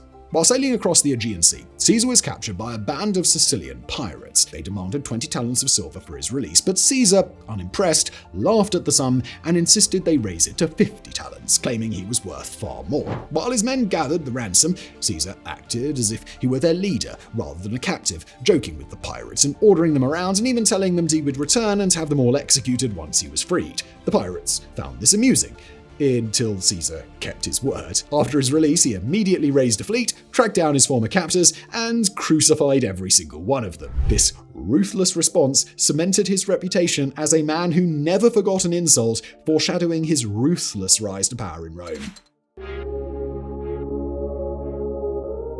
In the shadowy world of chemical warfare and mind control, one of the most terrifying substances ever researched is scopolamine, often referred to as the zombie drug. This chemical, derived from the nightshade family, has been used for centuries in various forms, but in modern times it has gained a sinister reputation due to its ability to erase memories, eliminate free will, and create eerily compliant victims. Scopolamine works by blocking neurotransmitters that allow the brain to form new memories, effectively turning its victims into obedient puppets. Under its influence, people can be coerced into revealing secrets, committing crimes, or following orders without resistance, without memory of it afterward. Various intelligence agencies, including the CIA and KGB, reportedly experimented with scopolamine for interrogation, brainwashing, and even potential battlefield applications. The idea was to dose enemy combatants or prisoners, extract classified information, or even manipulate them into carrying out missions unwittingly. Though scopolamine's use in modern warfare remains speculative, it is actively used by criminals in places like Colombia,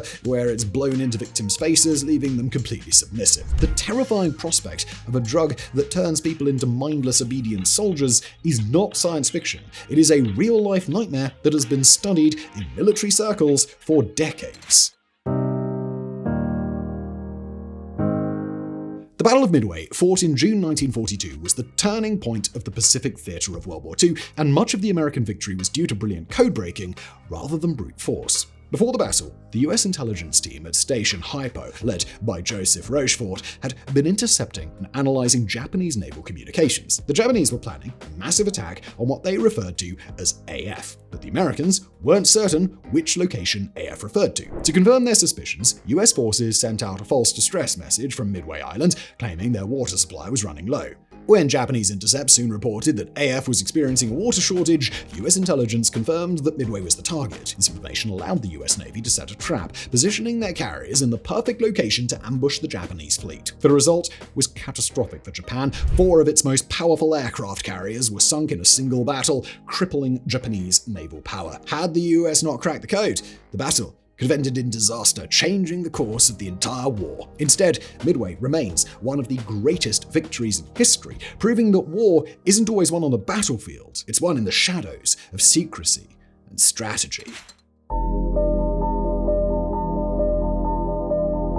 During the Cold War, the United States conducted some of the most extreme and dangerous nuclear tests in history, one of which involved detonating a nuclear bomb in space. In 1962, as part of Project Starfish Prime, the US launched a 1.4 megaton nuclear warhead into space and detonated it at an altitude of 250 miles above the Pacific Ocean. The goal was to study the effects of nuclear explosions on the upper atmosphere, military communications, and potential space warfare. The explosion created an artificial aurora that could be seen across Hawaii in the Pacific, temporarily knocking out radio communication and disabling multiple satellites, many of which weren't even a part of the test. The resulting electromagnetic pulse, or EMP, was far stronger than expected, causing electrical disruptions over 1,450 kilometers or 900 miles away. While the test demonstrated the terrifying power of nuclear weapons in space, it also highlighted the risks of high-altitude nuclear warfare. If such a weapon were detonated in today's world, the resulting EMP could wipe out entire power grids, rendering modern technology useless. The potential devastation was so severe that future high-altitude nuclear tests were largely abandoned, leaving Starfish Prime as one of the most unsettling experiments of the Cold War. The Napoleon Bonaparte, the man who conquered vast territories across Europe, met one of his most unexpected challenges, not on the battlefields, but during a rabbit hunt that had gone wrong. Wanting to provide entertainment for his officers, Napoleon ordered his staff to arrange a grand hunting event with hundreds, some say thousands of rabbits gathered and released for the occasion. However, there was one crucial mistake. Instead of capturing wild rabbits, his staff collected tame ones from farms. When the rabbits were set free, instead of bolting in fear, they charged straight towards Napoleon and his hunting party, expecting to be fed. What was supposed to be a simple hunt turned into an absurd scene as wave after wave of rabbits swarmed the emperor. Despite attempts to shoo them away, the rabbits overwhelmed the hunting party, climbing over one another to reach Napoleon. Eventually, he and his men were forced to retreat to their carriages, shaking off rabbits as they fled. Though Napoleon had never lost a major battle to the armies of Europe at that point, he was completely routed by a horde of hungry rabbits. A comical and surreal footnote in the life of one of history's greatest military minds. World War I was defined by brutal trench warfare, where soldiers huddled in muddy, rat-infested ditches for weeks or months at a time. One of the biggest dangers was snipers, who would target any soldier foolish enough to lift his head above the trench line. To counter this, troops developed a simple but life-saving tool: the trench periscope. Made from wood, metal, or even scavenged scrap, these devices functioned much like submarine periscopes. They used angled mirrors to allow soldiers to peer over the edge of the trench without exposing themselves to enemy fire. Some models had adjustable magnification, giving snipers and spotters a clearer view of enemy movements. The periscope wasn't just for observation, but also for aiming rifles. Soldiers developed periscope rifles, which allowed them to fire at the enemy without physically exposing themselves. While not as precise as traditional aiming, these weapons gave defenders an advantage in the deadly game of trench warfare. The Cold War created some of the most frightening weapons in human history. Still, few were as chilling as Perimeter, the Soviet Union's real-life doomsday machine, a nuclear launch system designed to fire back even if everyone on Earth was dead. Perimeter, also called the Dead Hand, is an automated nuclear retaliation system. If a nuclear strike were detected against the Soviet Union, or now Russia, and no human commanders survived to respond, Perimeter would automatically launch Russia's remaining atomic arsenal at pre-programmed targets, effectively ensuring global annihilation. What makes this even more terrifying is that it's still operational. While Russia claims it's under human oversight, the very fact that a self-triggering apocalyptic weapon exists is enough to send a chill down anyone's spine. The idea was that if the US launched a surprise attack and killed all of Russia's leaders, Perimeter would guarantee a counterstrike, making nuclear war a no-win scenario. It was the ultimate act of mutually assured destruction, a machine that would end civilization on autopilot. The ancient Egyptians were among the earliest civilizations to recognize the connection between diet and physical performance, especially for their soldiers. They relied heavily on onions and garlic to keep their armies strong and resilient, believing these foods enhanced stamina, strength, and overall health. Both onions and garlic were staples of the Egyptian diet, not just for soldiers, but also for pyramid workers who were given rations of these foods daily. The Egyptians believed that garlic in particular boosted endurance and prevented illness, an idea that modern science later confirmed. Garlic does have natural antibacterial and antiviral properties. These foods were considered so essential that they were sometimes offered as sacrifices to the gods and even placed in tombs alongside pharaohs. Ancient medical texts from Egypt suggest that they used onion and garlic-based treatments to heal wounds and fight infections, proving that their understanding of nutrition went beyond simple superstition. The reliance on onions and garlic highlights how early civilizations experimented with diet to improve performance long before modern science confirmed these benefits. Their influence is still seen today. Many cultures continue to use garlic for medicinal and athletic purposes, a tradition dating back thousands of years. Of all the ridiculous military ideas ever proposed, few are as bizarre and absurd as the gay bomb. This was a real concept developed in the 1990s by the US Air Force, which considered deploying a chemical weapon designed to make enemy soldiers irresistibly attracted to each other. Thus breaking unit cohesion and combat effectiveness. The weapon, officially part of a Pentagon research proposal, was based on the idea that flooding enemy bases with aphrodisiac chemicals would distract troops, disrupt discipline, and cause chaos in their ranks. The proposal even received funding for further research, though it was never actually tested or deployed. The gay bomb was part of a larger military program exploring non-lethal psychological weapons, but this one stood out for its sheer ridiculousness. While it may sound like a joke, It was a serious suggestion backed by military research grants. The concept was ultimately scrapped, but the fact that scientists seriously entertained the idea of using weaponized sexual attraction in warfare shows just how far military planners have been willing to go in the pursuit of unconventional tactics.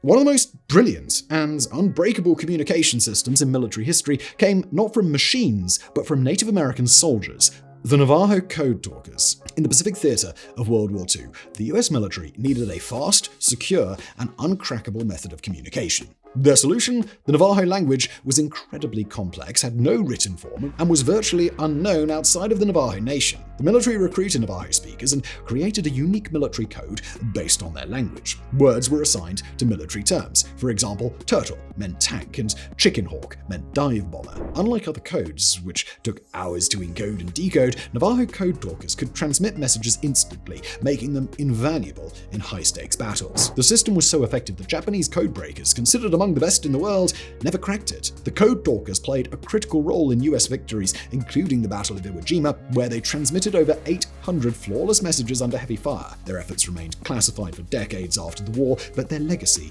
is one of the most ingenious and impactful contributions to military history.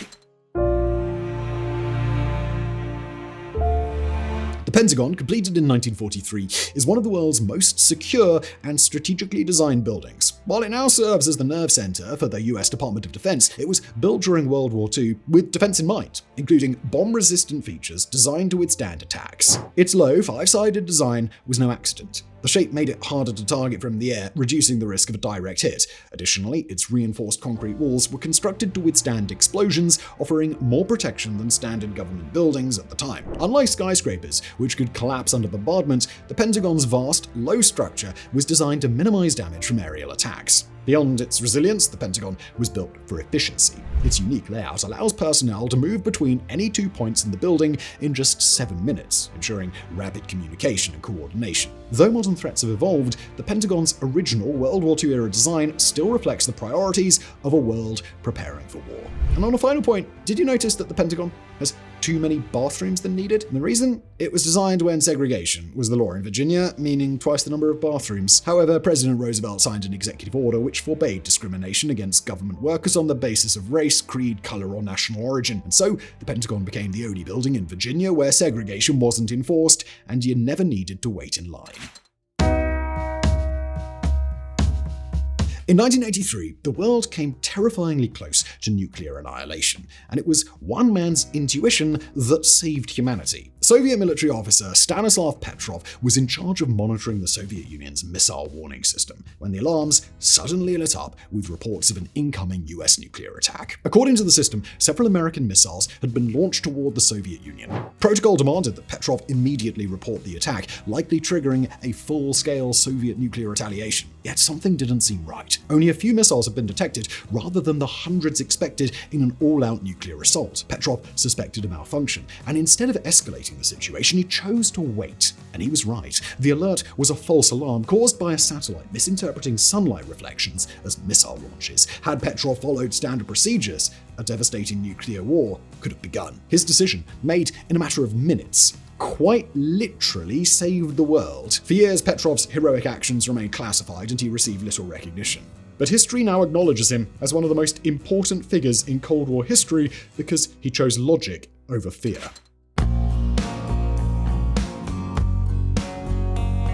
Long before gunpowder and cannons, the Romans developed a terrifyingly simple yet effective naval weapon, flaming arrows. Designed to set enemy ships ablaze, these arrows were dipped in pitch, oil, or other flammable substances, lit and fired into wooden vessels. These fire-tipped missiles were devastating in naval battles. Once ignited, wooden ships were nearly impossible to extinguish, especially in the heat of battle. Sails, rigging, and wooden decks fueled the flames, turning enemy vessels into floating infernos. But beyond their destructive power, flaming arrows were also psychological weapons. The sight of fire spreading rapidly across a ship instilled panic in enemy crews, often forcing them to abandon the ship before the battle was lost.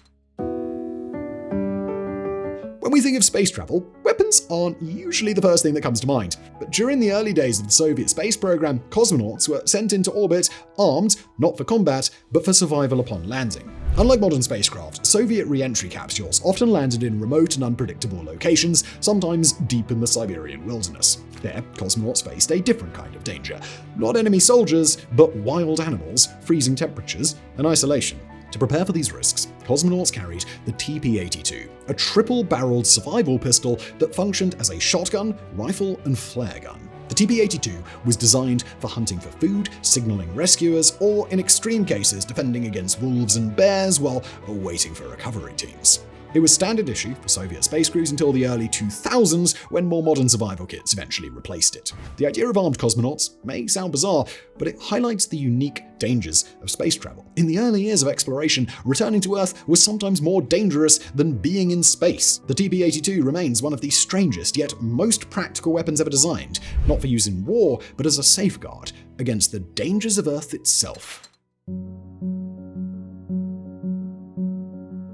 In the early 2000s, as the US sought ways to destabilize Saddam Hussein's regime, the CIA brainstormed a series of unconventional tactics, including a fake video meant to humiliate the Iraqi leader. The idea was simple: create a fabricated recording of Saddam engaging in embarrassing or immoral behavior that would destroy his public image. The hope was that this would turn his supporters against him, undermine his authority, and potentially weaken his grip on power. Intelligence officials speculated that a scandalous video could spark dissent and erode confidence in his rule. However, the plan was scrapped after assessing the feasibility and potential consequences. There was no guarantee that such a video would actually sway public opinion, and the risk of exposure outweighed the possible benefits. While this scheme never materialized, it remains one of the more surreal examples of psychological warfare considered by intelligence agencies. Years before deepfakes officially existed, the idea of getting a man to dress up like your enemy and perform lewd acts while you film him were much more common than you might think.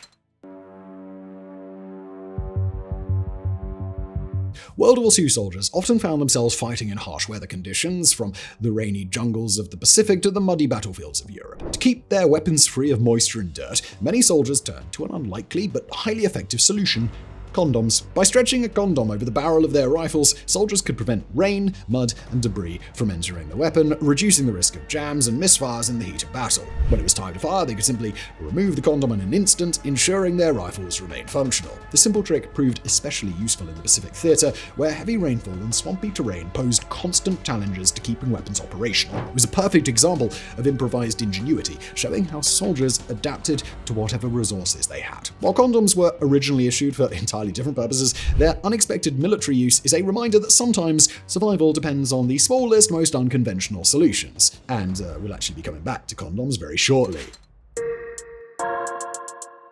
Nazi Germany's obsession with bizarre and extreme warfare tactics led them to experiment with everything from occult rituals to biological warfare.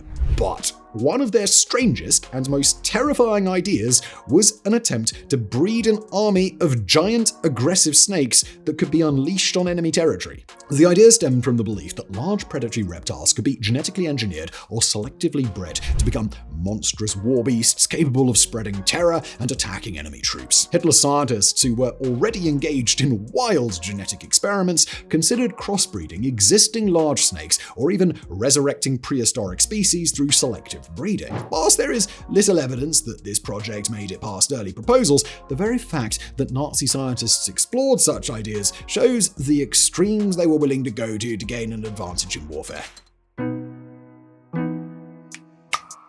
Few battles in history can compare to the Siege of Candia, the longest military siege ever recorded, lasting for an astonishing 21 years from 1648 to 1669. The conflict occurred on the island of Crete, where the Venetian defenders fought desperately to hold the city of Candia, modern-day Heraklion, against the invading Ottoman Empire. The Venetians used every trick in the book: counter-fortifications, underground tunnels, surprise raids, and naval reinforcements, but the Ottoman forces relentlessly chipped away at their defenses. For over 2 decades, thousands of soldiers and civilians endured bombardments, disease, and starvation. Despite their resilience, the Venetians finally surrendered in 1669, marking the end of Venetian rule on the island. By the time the siege ended, tens of thousands of people had died, and the city was left in ruins. The sheer length and brutality of the siege made it one of the most grueling battles in history, proving that wars are often fought not just in battles, but in endurance.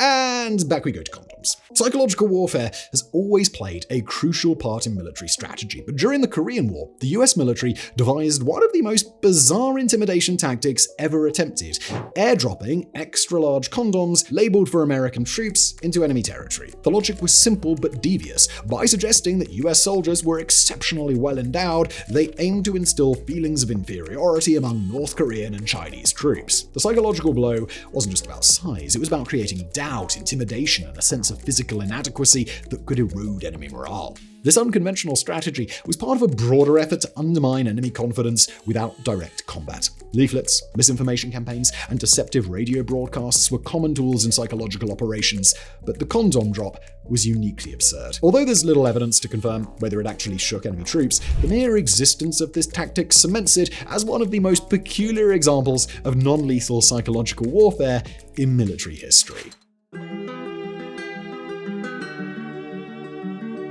The Soviet Union's wartime engineers were known for their audacious designs, but one of their most ambitious and bizarre creations was the Antonov A-40, a flying tank designed to glide directly into battle. The concept was bold: attach wings to a light tank, tow it behind a bomber, and then release it over the battlefield. This would allow it to glide to the ground, detach its wings, and immediately begin fighting. This would allow armor support to reach enemy lines quickly without waiting for reinforcements. However, the reality was far less successful. The weight of the A-40, even after stripping it down to its lightest form, made it nearly impossible for any bomber to tow it effectively.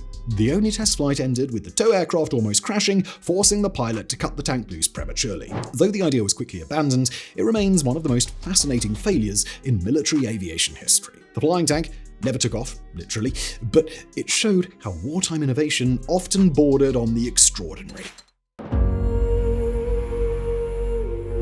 Biological warfare is often associated with modern conflicts, but its earliest recorded use dates back to 600 BC, when the Assyrians reportedly poisoned enemy wells with rye ergot, a hallucinogenic and deadly fungus. Rye ergot contains toxic alkaloids that can cause convulsions, hallucinations, gangrene, and even death when ingested. The Assyrians allegedly used this tactic to weaken their enemies before attacking, turning their own water supply into a weapon against them. This early instance of biological warfare proved how ancient armies were willing to use every possible advantage, not just swords, spears, and arrows, but poison and disease. While crude by today's standards, this primitive form of chemical warfare laid the groundwork for much deadlier tactics in later centuries. Though thousands of years have passed, weaponizing biology remains one of the most terrifying aspects of warfare, from medieval plagues to modern bioweapons. The Assyrians may have been the first, but they certainly were not the last to use disease as a tool of war.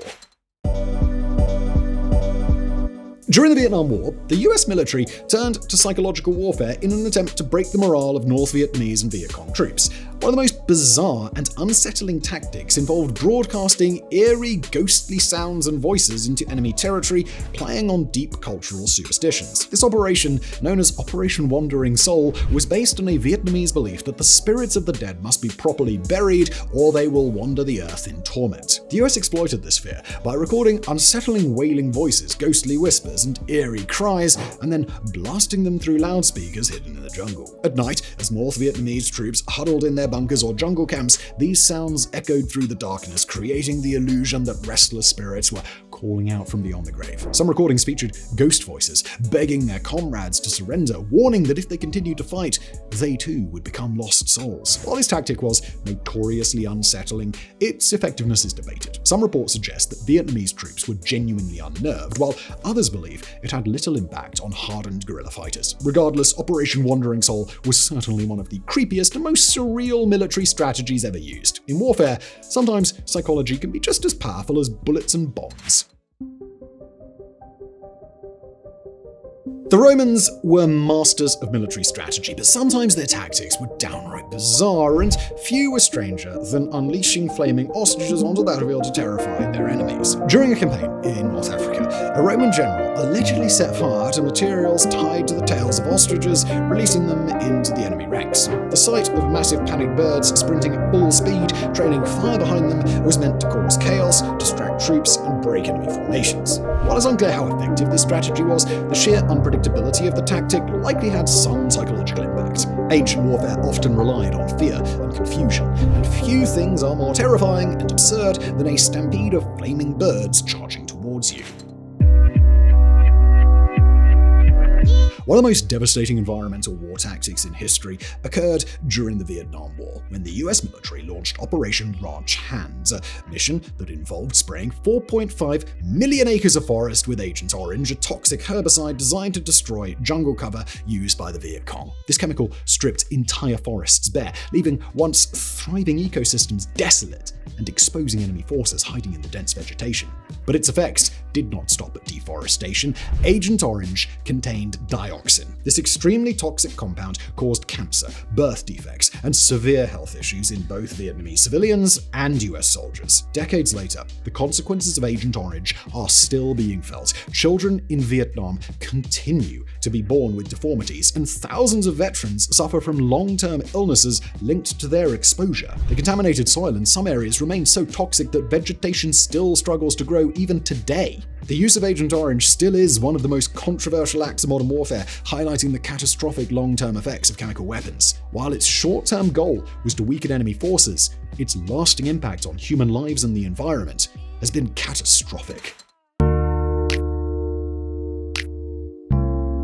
The samurai lived and died by the code of Bushido, where honor and duty meant everything. If a samurai faced capture or disgrace, there was only one acceptable course of action: seppuku, the ritual suicide that ensured a warrior's dignity remained intact, even in death. To prepare for this possibility, samurai always carried a tanto, a small but razor-sharp dagger explicitly designed for this purpose. Seppuku was a gruesome and painful process. The samurai would plunge the blade into his abdomen, slicing from left to right to spill his own intestines. To end his suffering, a trusted second, known as a kaishakunin, would perform a swift decapitation with a katana. The practice wasn't just about personal honor. It sent a message to allies and enemies alike that a true samurai would rather die by his own hand than be dishonored. Though outlawed in the late 19th century, seppuku was still practiced by some military officers during World War II, proving that the samurai's devotion to honor transcended centuries. The Cold War saw some of the most bizarre military inventions ever devised, but few were as strange as using live chickens to keep nuclear bombs operational. The British-designed Blue Peacock nuclear mines were intended to be buried in Germany in case of a Soviet invasion, ready to be remotely detonated. But there was a major problem. The freezing European winters could cause the bomb's components to malfunction. The solution? Chickens. Engineers proposed placing live chickens inside the bomb casing. Their body heat would keep the nuclear components warm just long enough for the weapon to remain functional. The birds would be given enough food and water to survive for several days, ensuring the mine was ready to detonate if needed. Though the project was never fully implemented, it remains one of the most brilliantly absurd ideas to emerge from the Cold War military planning. The thought of a nuclear war being prevented or enabled by a few clucking birds is both comical and truly terrifying.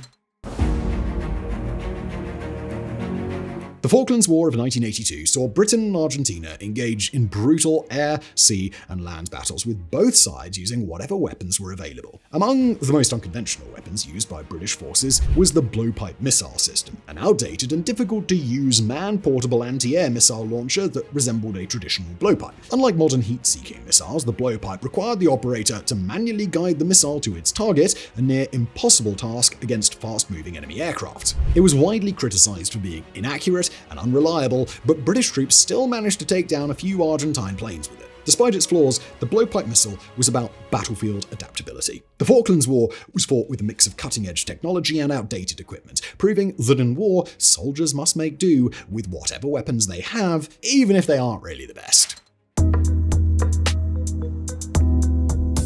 During World War II, the Nazis didn't just rely on military force to defeat their enemies, they also explored covert, insidious methods of attack. One of the most chilling plots involved a plan to poison the water supply of major US cities, including New York. The scheme, known as Operation Pistorius, aimed to cripple American infrastructure and spread terror among the population.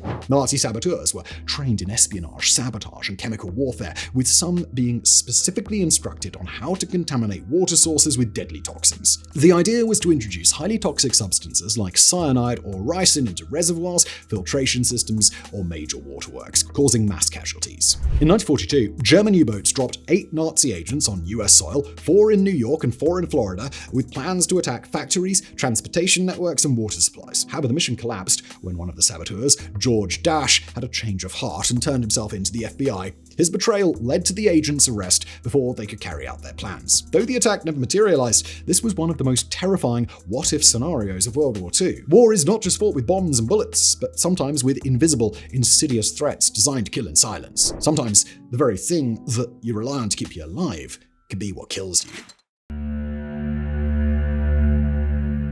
World War I was a war of strategy, deception, and brutal trench combat where even the smallest tactical advantage can mean survival. One of the most dangerous but effective tactics involved stealing and wearing enemy uniforms for espionage, sabotage, or infiltration. Disguised soldiers could slip behind enemy lines, gathering intelligence, redirecting enemy artillery fire, or even assassinating officers. The risk was enormous. If captured in an enemy uniform, a soldier was considered a spy and could be executed on the spot. One of the most daring uses of this tactic was during the Christmas truce of 1914, when British and German troops briefly stopped fighting to celebrate Christmas. Some soldiers used the ceasefire to swap uniforms, blend in with the enemy, and gather intelligence before hostilities resumed. While this tactic wasn't used on a massive scale, it played a crucial role in psychological warfare and battlefield deception. The blurred lines between honor, trickery, and survival in World War I made every disguise a gamble with death. Imagine declaring war, and before you can even finish your morning coffee, it's over. No long drawn-out battles, no endless trenches, just 38 minutes of sheer explosive chaos. This is the story of the Anglo-Zanzibar War of 1896, the shortest war in recorded history. The British Empire, at the height of its power, controlled vast territories across the world. One of those territories is Zanzibar, a small but wealthy island off the coast of East Africa. Britain had heavy influence over the region, but Zanzibar still had its own sultan, a ruler who was supposed to follow Britain's guidance. That all changed on August 25th, 1896, when the Sultan of Zanzibar, Hamad bin Thawani, suddenly died, or according to some reports, was poisoned by his cousin, Khalid bin Barkash. Khalid wasted no time. Before the British could react, he declared himself the new sultan. That was a big mistake. The British had already chosen their preferred ruler, Hamoud bin Mohammed, and they were not happy about Khalid's power grab. So they gave him a simple ultimatum: step down or face the consequences. Khalid, confident in his military forces, or maybe just delusional, ignored the warning. He barricaded himself inside the Sultan's palace and gathered around 3,000 men to defend him. Armed with muskets, a few cannons, and an old yacht with some machine guns mounted on it, he believed he could hold his ground. At exactly 9:02 a.m. on August 27, 1896, the British opened fire. Within minutes, cannonballs ripped through the palace, setting it ablaze. The Sultan's yacht was sunk instantly, and most defenders were either dead, wounded, or running for their lives. By 9:40 a.m., just 38 minutes later, the war was officially over. Khalid fled and hid inside a German consulate while the British installed their preferred sultan, effectively taking full control of Zanzibar. And just like that, the Anglo-Zanzibar War was over. Nothing more than a historical footnote. A war so short it lasted less time than an episode of your favorite TV show and way less time than this video. Long before telegraphs, radios, and signal flares, ancient Chinese armies developed an ingenious way to communicate over vast distances: military kites. These large, intricately designed kites, sometimes painted in specific colors or patterns, allowed commanders to relay messages to distant troops during battle. Each kite movement, position, or design had a distinct meaning, signaling attack, retreat, regrouping, or sending reinforcements. Some kites were even fitted with unique whistles, creating a haunting, high-pitched sound that could be used as an auditory code for troops on the ground. This was particularly useful in battles where smoke, terrain, or weather conditions made visual signals harder to spot. Beyond warfare, kites were also used for spying on enemy fortifications. Some accounts claim that Chinese inventors designed man-lifting kites, allowing scouts to be hoisted into the air for a bird's eye view of the battlefield. While this tactic was not common, it does show the boundless creativity of ancient Chinese military strategy. These military kites eventually faded and was replaced by more advanced signaling methods, but their legacy remains embedded in China's history as one of the earliest examples of tactical aerial communication. The HMS Furious, originally built as a battlecruiser in World War I, holds the distinction of being the first operational aircraft carrier, though its transformation into one was far from perfect. In an era when naval aviation was still experimental, the British Royal Navy saw the potential for launching planes from ships, giving them an edge in long-range combat and reconnaissance. The Furious was modified by adding a flight deck, making it the first ship in history capable of launching and recovering aircraft at sea. However, early flight operations were disastrous. The lack of arresting gear meant many planes crashed into the sea while attempting to land. Pilots were forced to ditch their aircraft in the water, and crew members had to rescue them from the waves. It quickly became apparent that more refinements were needed. Despite its flaws, the HMS Furious paved the way for the modern aircraft carrier, inspiring the development of fully operational carrier fleets in World War II and beyond. What started as an improvised experiment became the backbone of naval warfare, proving that even risky innovations can sometimes shape military history.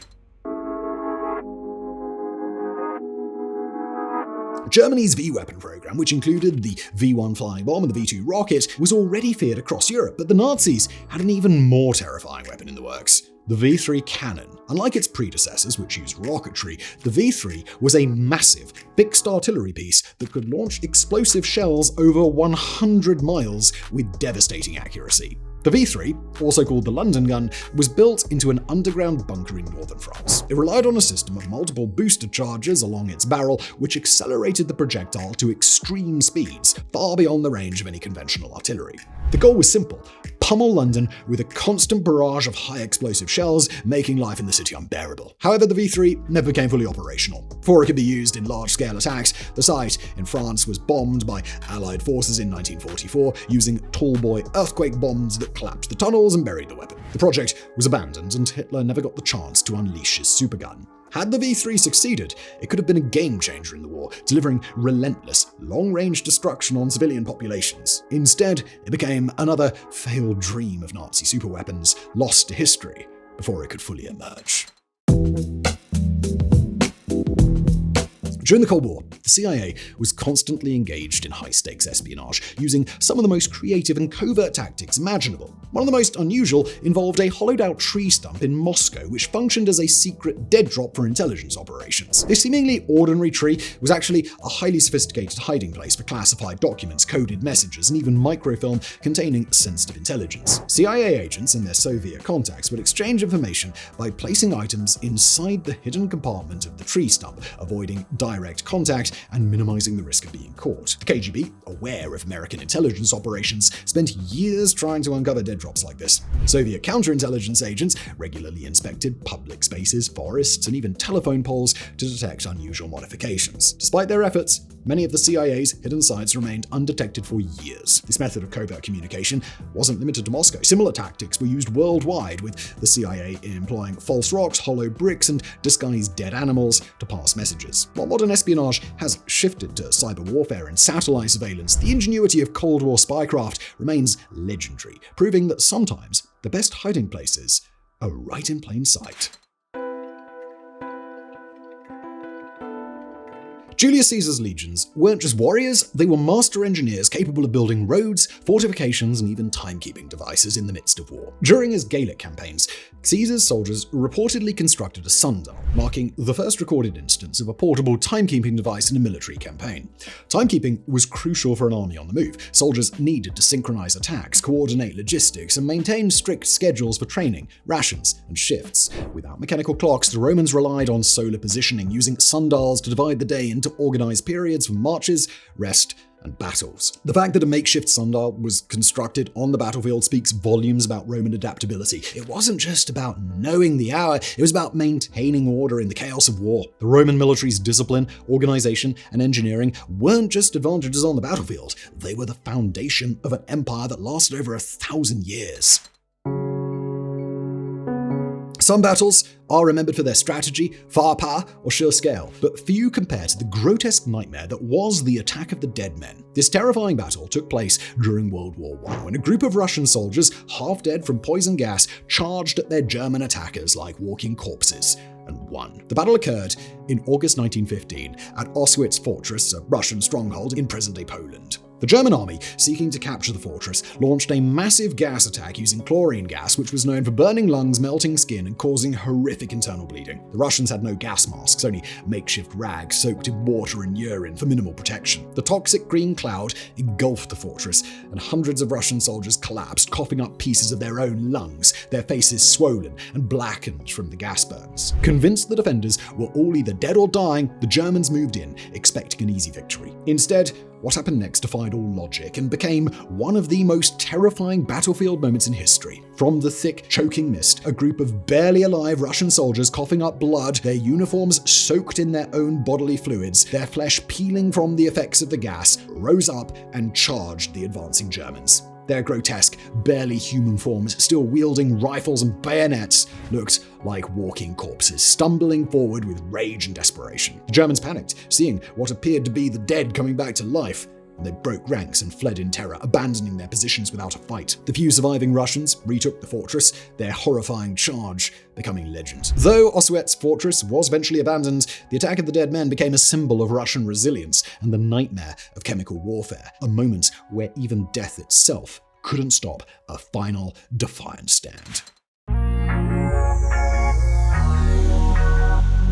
When people think of aerial bombing, they usually picture World War I dogfights or World War II bombing raids, but the first recorded use of airborne explosives actually took place in 1849 when the Austrian military used balloons to attack the city of Venice. Venice was rebelling against Austrian rule at the time, and the Austrian army was determined to crush the resistance. Years before modern aircraft, they devised a radical solution. Launching hot air balloons equipped with bombs, hoping the wind would carry them over the city before releasing their deadly payloads. The plan had mixed success. Some of the bombs did reach their targets, causing minor damage. However, many balloons were blown off course, with some even drifting back toward the Austrian lines, proving that wind wasn't the most reliable targeting system. Though primitive, this marked the birth of aerial warfare, a tactic that would evolve into devastating air raids, precision-guided missiles, and drone warfare. What began as an experiment with floating bombs set the stage for the skies to become one of the most important battlefields of modern war.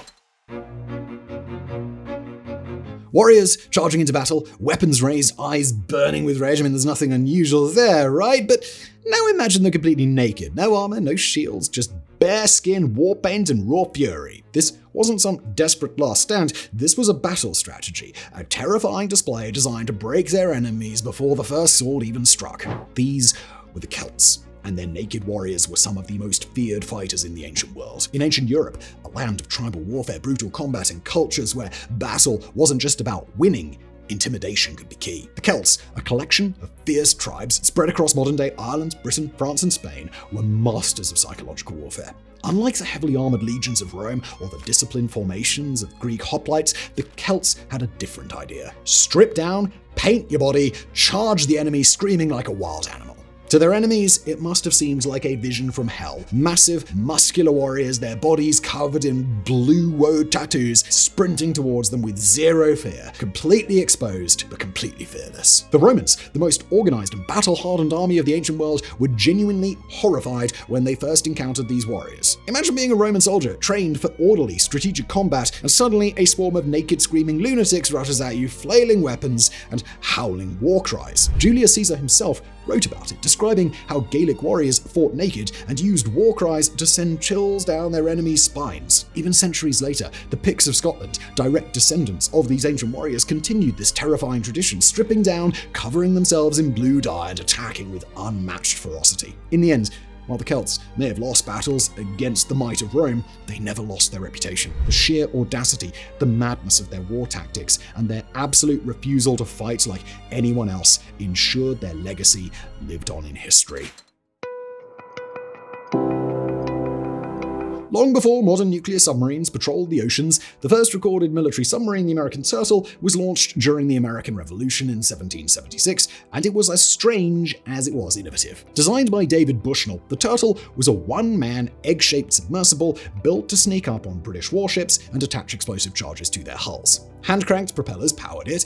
It had a small oxygen supply, and it was reinforced with iron plates to withstand underwater pressure. The Turtle's most famous mission took place in New York Harbor, when an American soldier attempted to use it against the HMS Eagle, a British flagship. Unfortunately, the operator struggled to attach the explosive, and the mission failed. Despite this setback, the British fleet was shaken, realizing that American forces were developing underwater warfare capabilities. Though the Turtle never sank an enemy ship, its design paved the way for future submarines. From a crude, hand-powered vessel to the nuclear-armed giants of today, the Turtle was a pioneering step in naval warfare, one that proved that even in the 18th century, the battlefield wasn't limited to land and sea, but extended beneath the waves as well.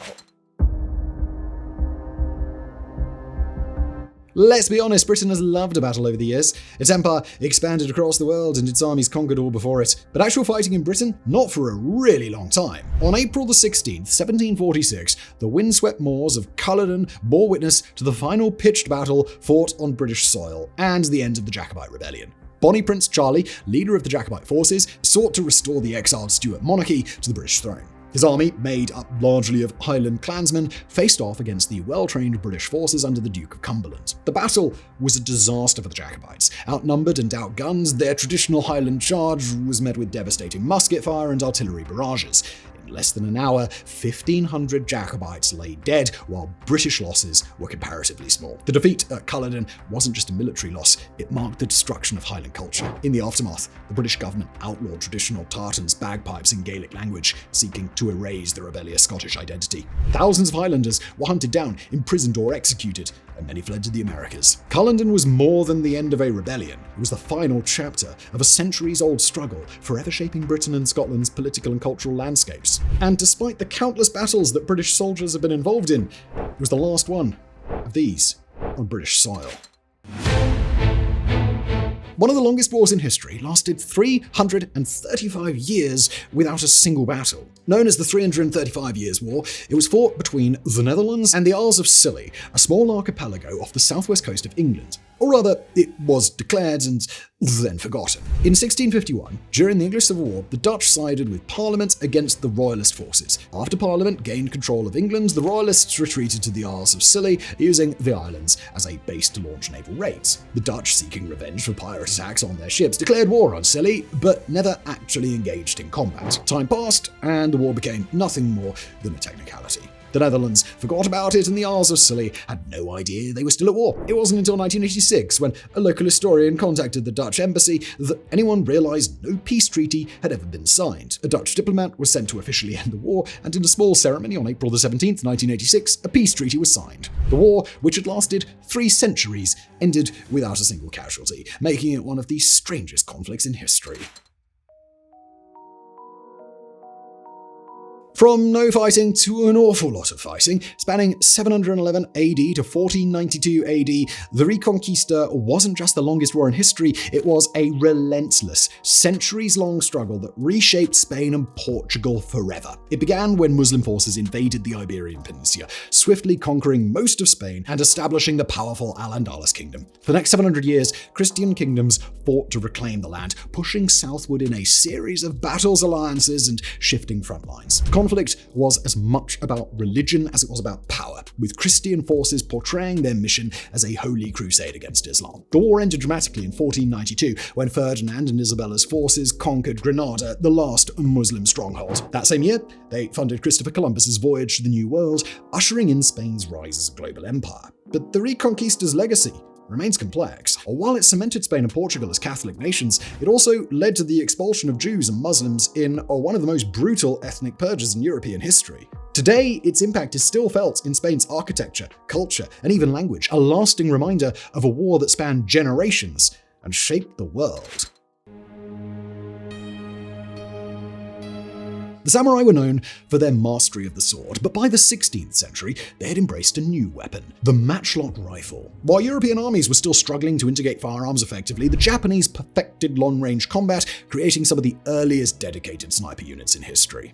When Portuguese traders introduced matchlock rifles, or Tangashima, to Japan in 1543, the samurai quickly recognized their potential. Unlike European musketeers, who often fired in large volleys, Japanese soldiers developed precision shooting techniques, training elite marksmen to target commanders and high-value enemies from long distances. This marked a dramatic shift from traditional hand-to-hand combat. One of the most famous examples of samurai snipers in action was during the Battle of Nagashino in 1575. The Takeda cavalry, once feared for its devastating charges, was decimated by carefully positioned riflemen, proving the power of well-trained shooters. From then on, the Japanese continued refining their sniper tactics, using specialized units in siege warfare and open battles. By the 17th century, some Japanese snipers were even equipped with scopes and suppressing fire strategies far ahead of European armies at the time. Despite the later ban on firearms under the Tokugawa shogunate, the legacy of Japan's early sniper schools remains one of history's most overlooked advancements in military strategy.